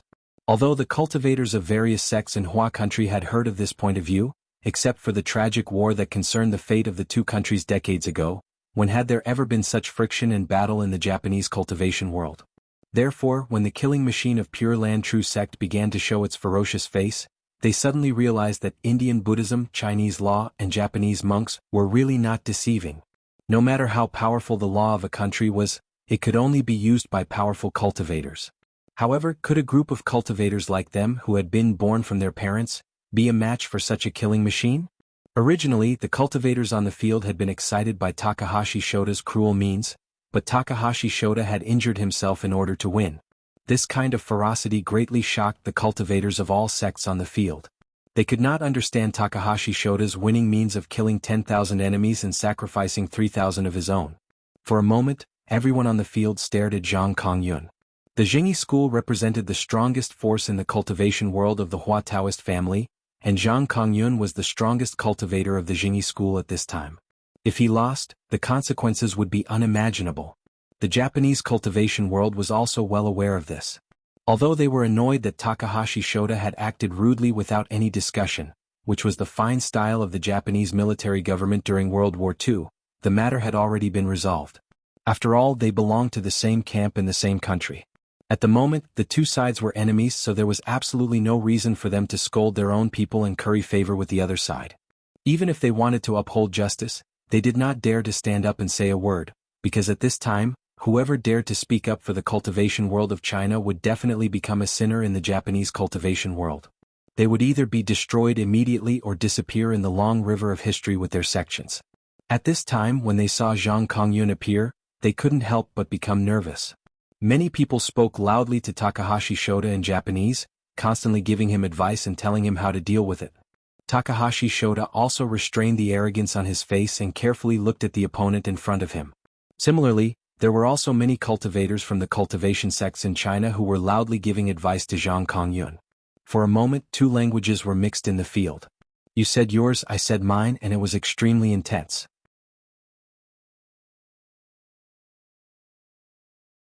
Ruan Hongling grabbed Ziyuan's arm nervously and whispered, Shiji, can Jinren Zhang Kongyun win? Although the two sides had been fighting and killing each other before, at this time, they were facing a common enemy, so she couldn't help but be nervous. Ziyuan said in a low voice, I don't know. If Jinren Zhang is determined to fight to the death, he has a great chance of winning, but if... Before she could finish her words, she saw Zhang Kongyun suddenly shout. His body moved and he rushed toward Takahashi Shota like a cannonball. Seeing that he was going to fight hand to hand, everyone exclaimed. Some even stamped their feet and said, damn it, don't fight hand to hand. When Takahashi Shota saw him approaching, he was overjoyed. With a grim smile, he slashed down with his knife. However, as soon as his knife hit Zhang Kongyun's body, Zhang Kongyun in front of him was instantly shattered, and he himself appeared behind Takahashi Shota in the blink of an eye. In an instant, a sword appeared in his hand and stabbed toward Takahashi Shota's back. Although Takahashi Shota also had a jinshin to protect himself, his opponent also had a jinshin. Under the two offset, he didn't dare to rely on the jinshin to resist it. He shouted loudly, turned around and slashed. This slash had the power of the returning horse saber. It was ferocious and the angle was tricky. If Zhang Kongyun did not retract his sword, this slash would definitely hit him as well. Takahashi Shota thought that Zhang Kongyun would save himself first and then try to hurt the enemy. However, as soon as he slashed out with his knife, Zhang Kongyun disappeared again. There was only a sword left in front of him, still stabbing toward him as fast as lightning. Takahashi Shota was taken aback. He suddenly felt a powerful force approaching from above his head. When he knocked away the long sword in front of him with his saber, he looked up and saw a bolt of lightning falling from the top of his head in an instant. It went straight to the top of his head. With a bang, Takahashi Shota's body immediately trembled. Although he had a jinshin to protect himself, this lightning bolt almost broke his jinshin. Takahashi Shota was shocked and angry. Just as he was about to fight back, he saw Zhang Kongyun appear in front of him again. There was a talisman on his fingertips and he stuck it to his forehead. Takahashi Shota shouted angrily and slashed with his knife. However, Zhang Kongyun disappeared again like a ghost, and a talisman flew lightly in front of him. The talisman on it quickly turned red and bright, and then it exploded with a bang. Gravel flew everywhere and smoke filled the air. Takahashi Shota's body was shrouded in it, and he couldn't see it at all. The fight between the two of them seemed to take a long time, but in fact it only took a few seconds. The cultivators on both sides saw that Zhang Kongyun seemed to have transformed into several people at the same time, casting spells at the same time. He attacked Takahashi Shota from all directions, catching him off guard and making him unable to fight back. Ziyuan stared at Zhang Kongyun without blinking. Ziyuan stared at Zhang Kongyun intently. In her heart, she had a vague understanding of the mystery of jinshin fighting methods that Li Yunyang had once mentioned. She saw that although Zhang Kongyun was old, he was worthy of being a veteran who had cultivated for decades. All kinds of magic came out one after another. Zhang Kongyun almost didn't cast any magic or chant any incantations. It was as if everything in the world was a part of his body, and he could command it as if it was his arm. In just a short while, Zhang Kongyun had surrounded Takahashi Shota and used dozens of Taoist magic.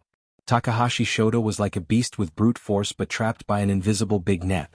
He roared angrily but he couldn't catch Zhang Kongyun's real body. Although Zhang Kongyun's magic couldn't break Takahashi Shota's jinshin, when the lightning summoned by Zhang Kongyun hit him, it would still cause the qi and blood in his body to fluctuate. The fire magic exploded in front of him, causing dust to fly everywhere and greatly affecting his vision.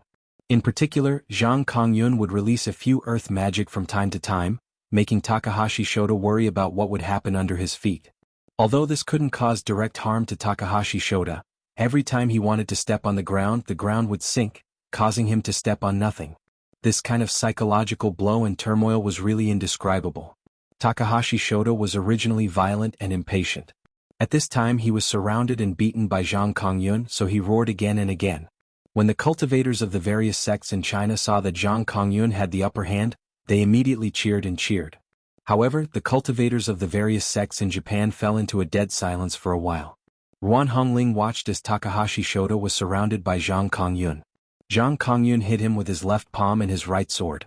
In a short while, Takahashi Shota was covered in wounds and bleeding. She pulled Ziyuan's arm in surprise and whispered, "Shiji, are we going to win?" Ziyuan nodded slightly and said, "Jinren Zhang's method is right. The Japanese monks are indeed very strong, but their magic is single and can't be compared with ours. He besieged the other party with all kinds of powerful magic, cutting his flesh with a blunt knife, slowly letting him bleed, and then exhausting him to death. This is the best strategy. While she was speaking, she saw one of Zhang Kongyun's doppelgangers being smashed by Takahashi Shota's knife. However, the doppelganger's long sword pierced Takahashi Shota's chest with a puff, and the tip of the sword went straight through his back. The cultivators of the various sects in China all cheered. Ruan Hongling even shouted with ecstasy, "We won!"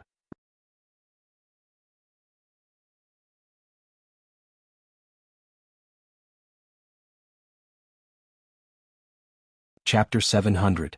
At this moment, Zhang Kongyun saw that his long sword had pierced through his opponent's body.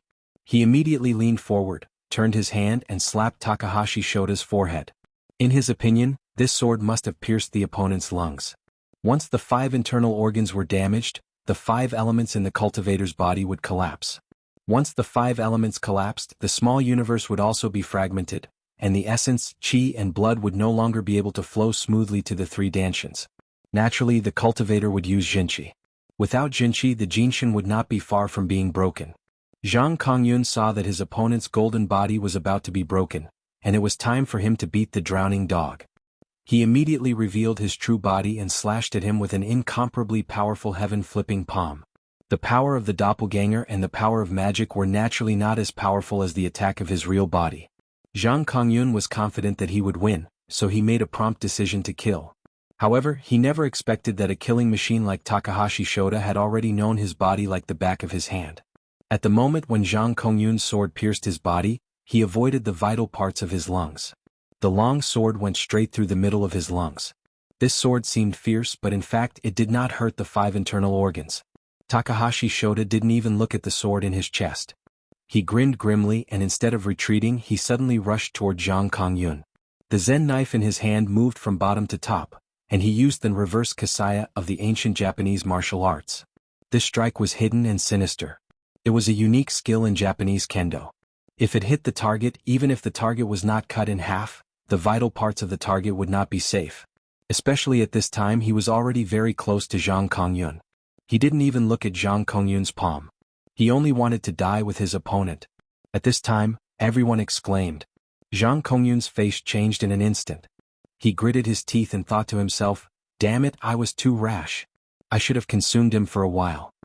But at this time it was too late for him to regret.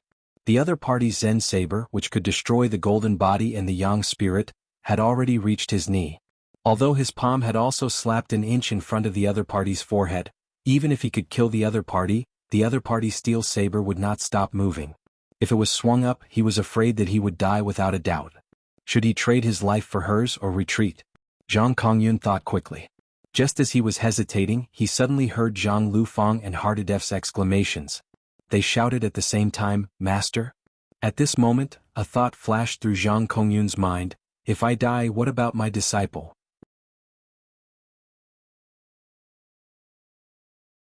Who will pass down my life's cultivation? Who will inherit my mantle? The most important thing for Chinese cultivators was the inheritance of techniques. Zhang Kongyun had been cultivating for decades and had long been qualified to set up his own sect. For a cultivator like him, there was nothing more important than the inheritance of techniques. That was why he finally accepted a foreign disciple like Hardadef.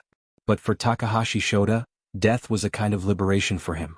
Once he died, it would be the time to lay down the butcher's knife and become a Buddha on the spot. Therefore, the monk soldiers of the Imperial Shadow Hall of the Pure Land sect had never been afraid of death. Comparing the two, the situation was instantly reversed. Zhang Kongyun made a decision in an instant. His decision was determined by the thinking of the Chinese cultivation world for 2,000 years. The Dharma of China could never be broken. As for the Japanese monk, if one died, more people would stand up. Exchanging one's 10,000-year body for a vicious monk like the other party was like throwing jade against rubble. It was not worth it at all. Zhang Kongyun retreated in an instant, and his figure disappeared in an instant. On the other hand, Takahashi Shota seemed to have expected this move. With a loud roar, although his reverse kasaya missed, he immediately followed up with a kasaya slash. The fierce blade aura slashed on Zhang Kongyun's body, which appeared not far away again. Zhang Kongyun roared. It was too late for him to dodge. Although he thought about it and his long sword appeared in front of him in an instant to block the attack, the momentum of the saber gang blasted him away like a cannonball.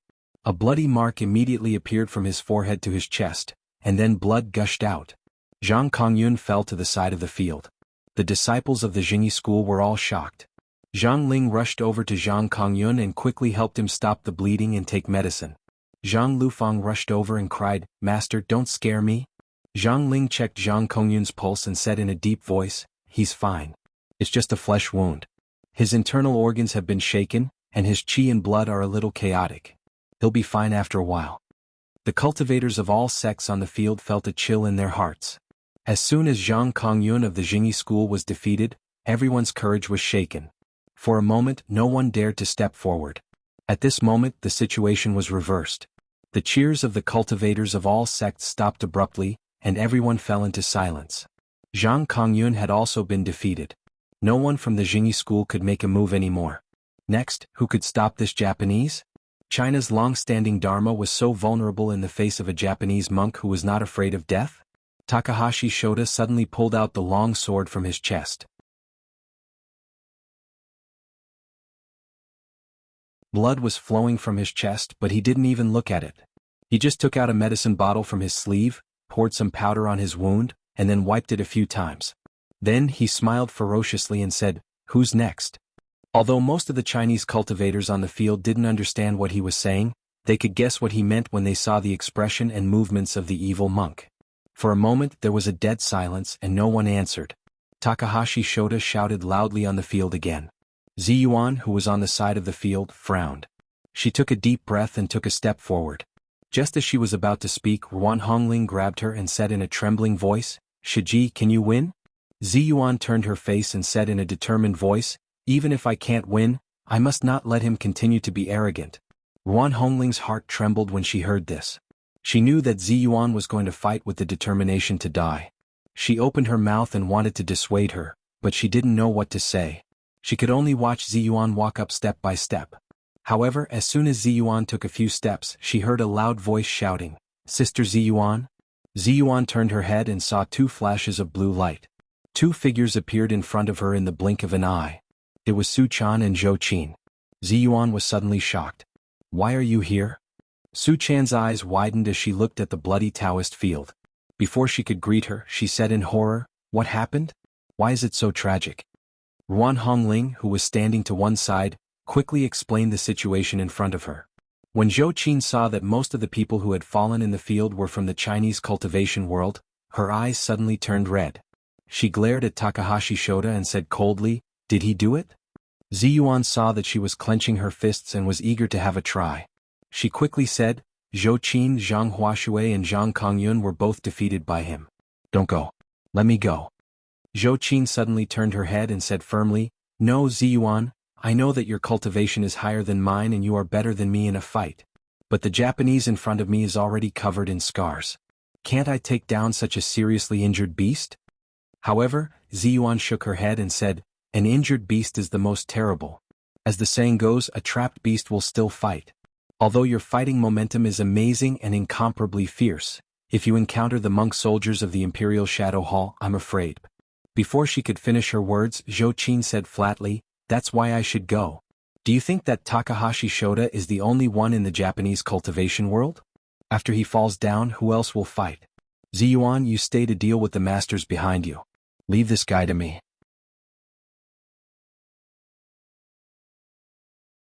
Ziyuan opened her mouth and wanted to object, but when she glanced at the cultivators of various sects in the Japanese cultivation world not far away, her heart suddenly sank. She knew that Takahashi Shota was not the most powerful among these people. Once she was defeated, almost all the Jinshin masters on the field would be wiped out.